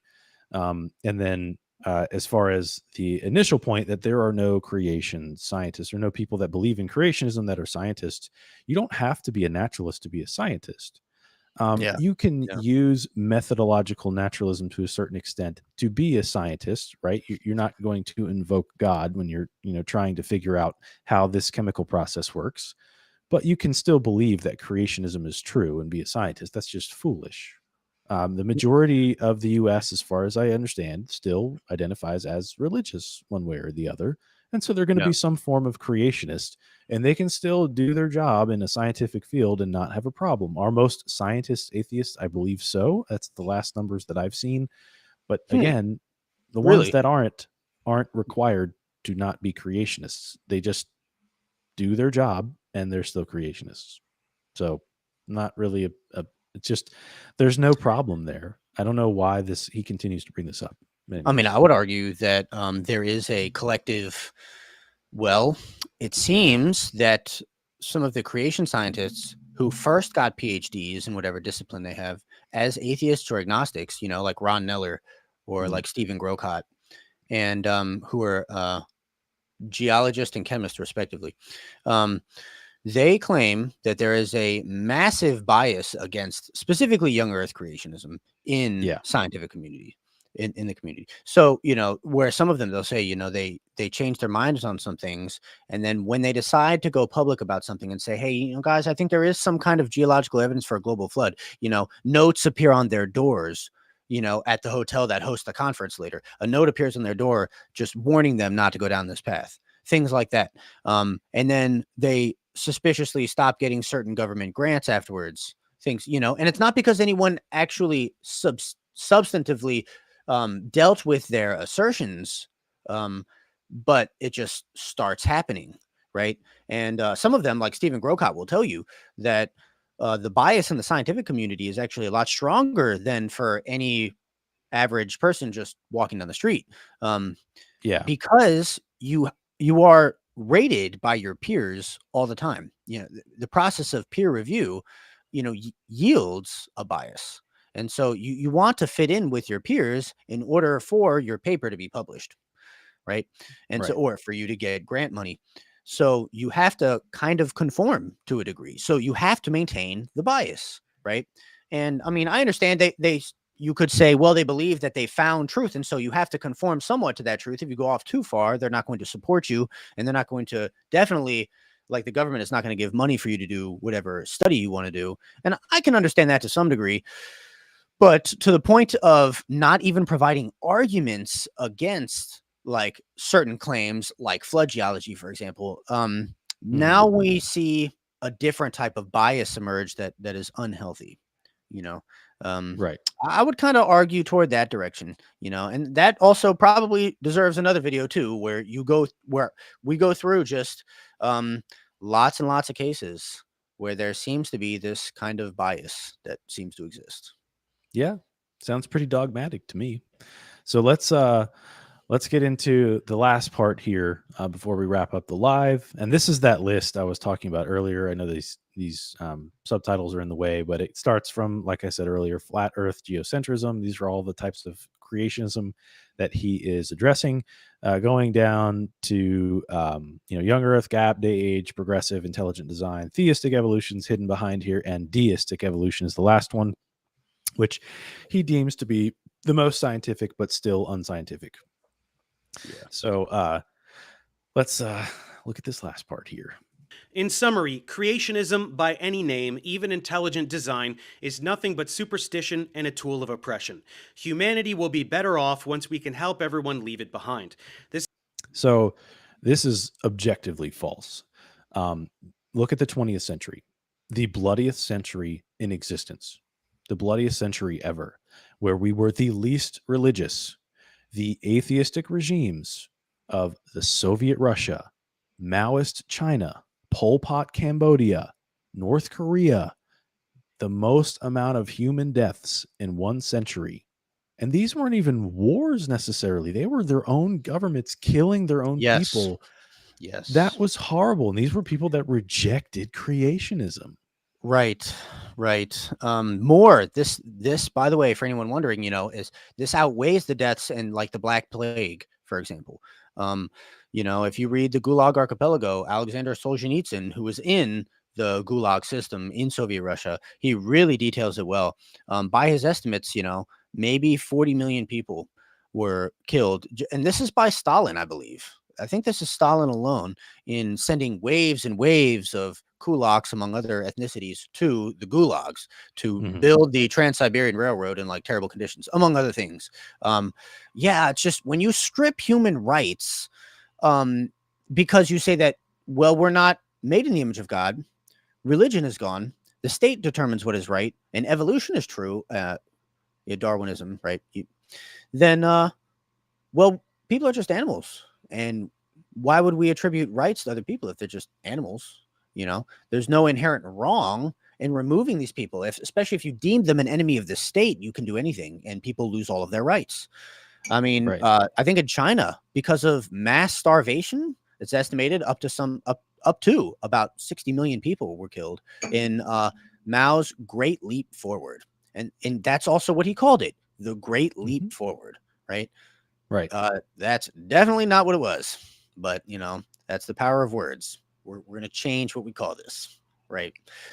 Right. So yeah, that's a huge thing. Humanity. A lot of people admit this. A lot of people who were not Christians, like Tom Holland, to my knowledge, still I believe is not a Christian, but writes just how the West. I mean, we're swimming in Christian waters. Even if you're an atheist, you still believe in Christian cultural motifs, and you take them as your own. You still take on Christian morality,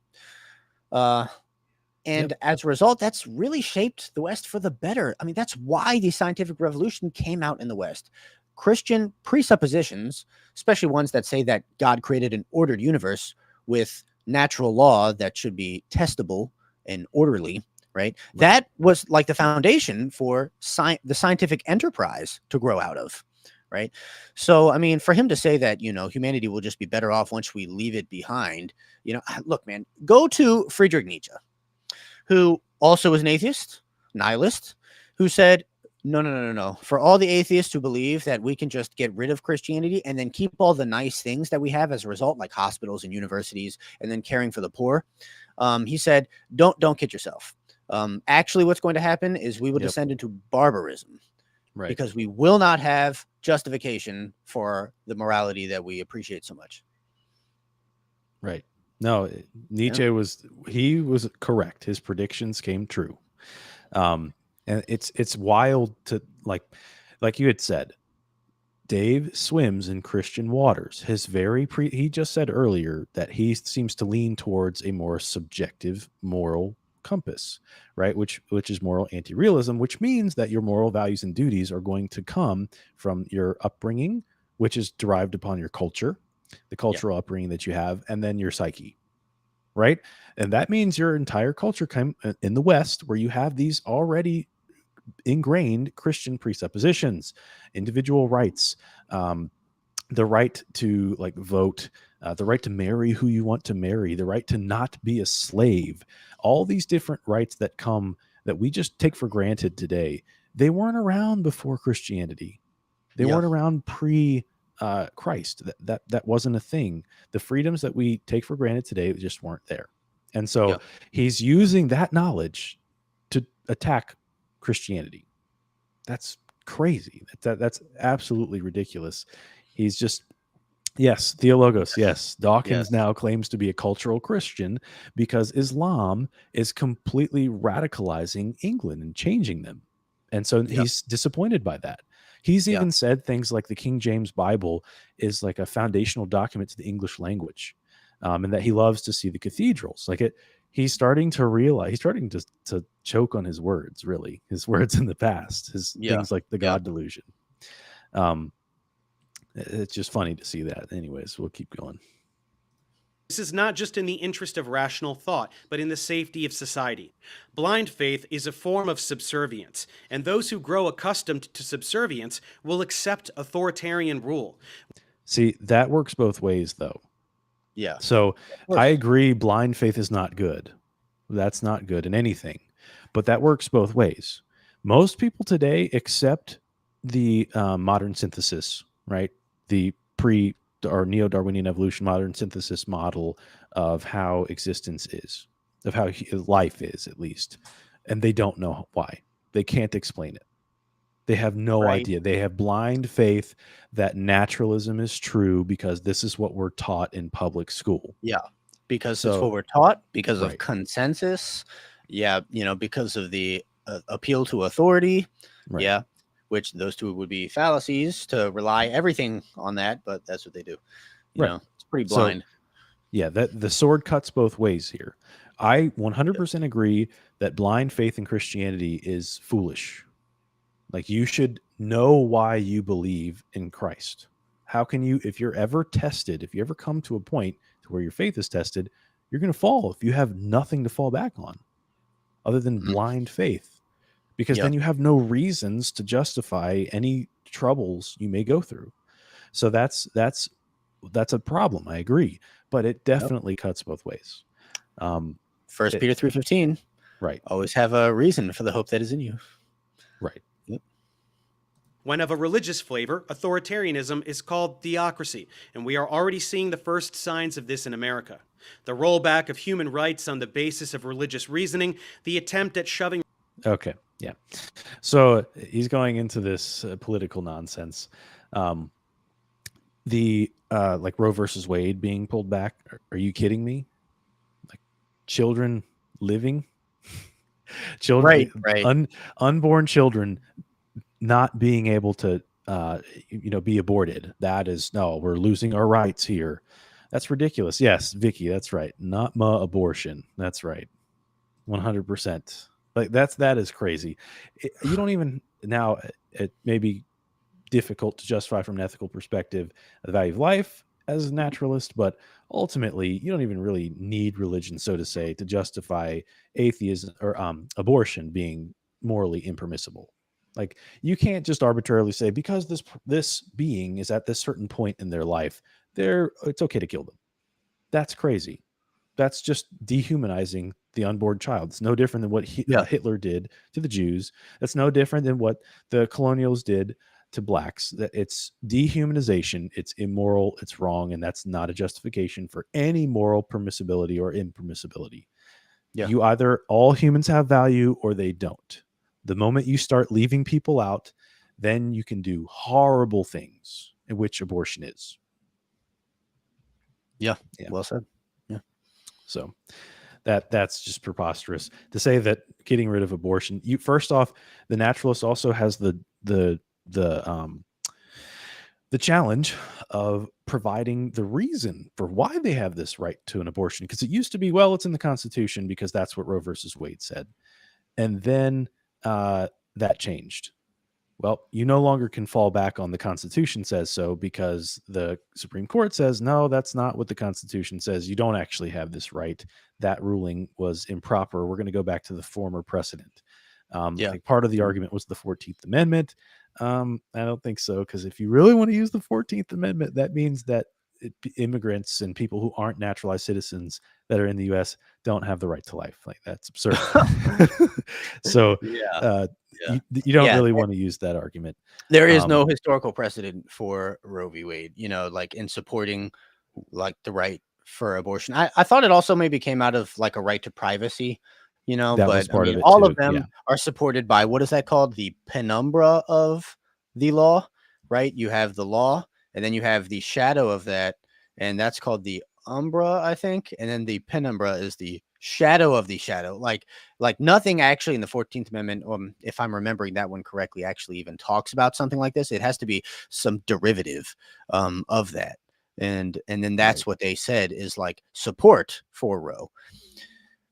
Yeah. But and that's back in, when did it happen? 73?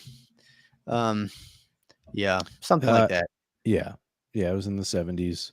And it's just, I'm just saying it didn't have good constitutional support, actually. And so that's just what the Supreme Court, realized recently. Is that, that it never was actually there. And so they're just removing that. Right. There's a quick argument against abortion. We'll keep going. It's always wrong for a human being to take another innocent human being's life. Abortion entails a human being taking an innocent human being's life. Therefore, abortion is always wrong. Yeah. So, we can logically argue that, like I just did. This part here, the Kitzmiller versus Dover, an attempt at shoving religion into school science classes. Religion into public school science classes. These are the first steps. I've outlined this danger in other content, so I won't get too deep with it here, but it is a genuine battle that is being fought, and disillusioning as many of their captive minds as possible is a directive. So if I remember correctly, and I could be wrong, that was about having the ability to teach both creation and evolution, or really non-theistic evolution, in class. I don't see why that would be a problem. Teach both. Let the kids make the decision themselves. Let them use critical thinking. If you would teach philosophy in school, then kids would learn critical thinking, and then they could actually make the decision for themselves. But they don't teach philosophy in school. That's really weird. That should be mandated coursework, or mandatory coursework, philosophy, because it's through philosophy that you can do science or history or literature. So that's important. Yeah, pretty much. But that's the majority of the video, and then he just goes on like advertising other videos that he has on his channel, which I do suggest that you go on Professor Dave's channel and look up this video, The Definitive Guide to Debunking Creationism, Part 5, Philosophy and Theology, and see what you think. See if we steel-manned the position of the video, or if we straw-manned it. And if we did, let us know. But I think that we represented the video well enough to a general point. Hopefully we don't get a copyright strike for playing so much of the video. But ultimately, hopefully. I just wanted to address this because he is a very, very well-known character. And if you look at his comments in his videos, it's a complete echo chamber. And I don't know if he deletes skeptics' comments or something like that, because if you look at our videos, we might have majority skeptics in the comments. A lot of people saying at least half and half, right? We have plenty of people in the opposition commenting, and I'm happy that people that aren't Christians are watching our videos, at least engaging. I don't see that on his videos. So that's crazy. It's like a complete echo chamber, like I said. Wow. I haven't looked Right. through his comments like that, so that's interesting. Wow. Right. So I would say officially, Professor Dave, your philosophy and theology video has been debunked. You cannot logically disprove the existence of God or creationism, as he likes to say, which is really Yeah. just an origin with theism. Yeah. But did we have any questions? I see we have some discussions going on here in the chat. Did any of you guys have any questions before we hop off the live? Just want to double check. And while we wait, let's all congratulate Keith Brandon and say happy birthday. He says today is his birthday a few chats ago there. So, yeah. Happy Oh, birthday, Keith. happy birthday, Keith. Absolutely. Okay, Vicky here says Dave gets really nasty and actively deletes comments. I actually have seen him kind of go with people more so that, especially for how big of a YouTuber he is. He gets in comment battles with people on his videos. You can see it through the newest verse filter, and he openly admits it. Yeah, well, okay, he openly admits it. Wow. Okay. Epic Farming, will we do a call-in show? I mean, I have to figure out how to do that here on YouTube. I know there's a way to do that. I just got to set that up. On TikTok, when I do live streams, I bring people on. That's what we do. So definitely join when we do TikTok lives. If you have a TikTok now, I don't think there's any recommend or required amount of followers you have to join a live. So feel free to join my next TikTok live or Brendan's. His channel is Prince Supplanter. Mine is Truth Over Tea. The reason we don't use one channel collectively on TikTok is because if one gets banned, then we still have the other. So Yeah. that's TikTok. It just the flip of a switch, and they'll take you out. Whereas here, YouTube's a bit more fair. No, you don't need 1,000 followers anymore, Epic, to join a TikTok live. It used to be, but not anymore. They did away with that rule a long time ago. We both have more than that anyway. Well, But, for him to join. Oh. But yeah.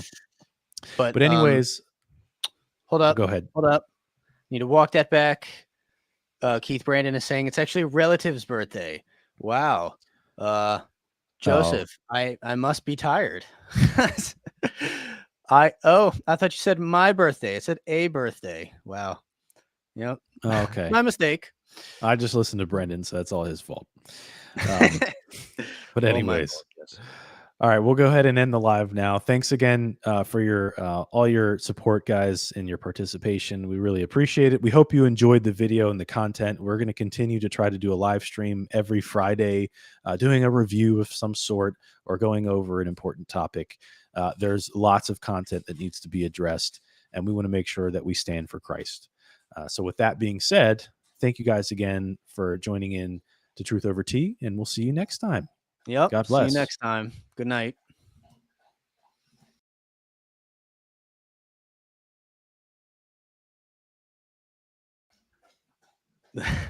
All right. And time to turn off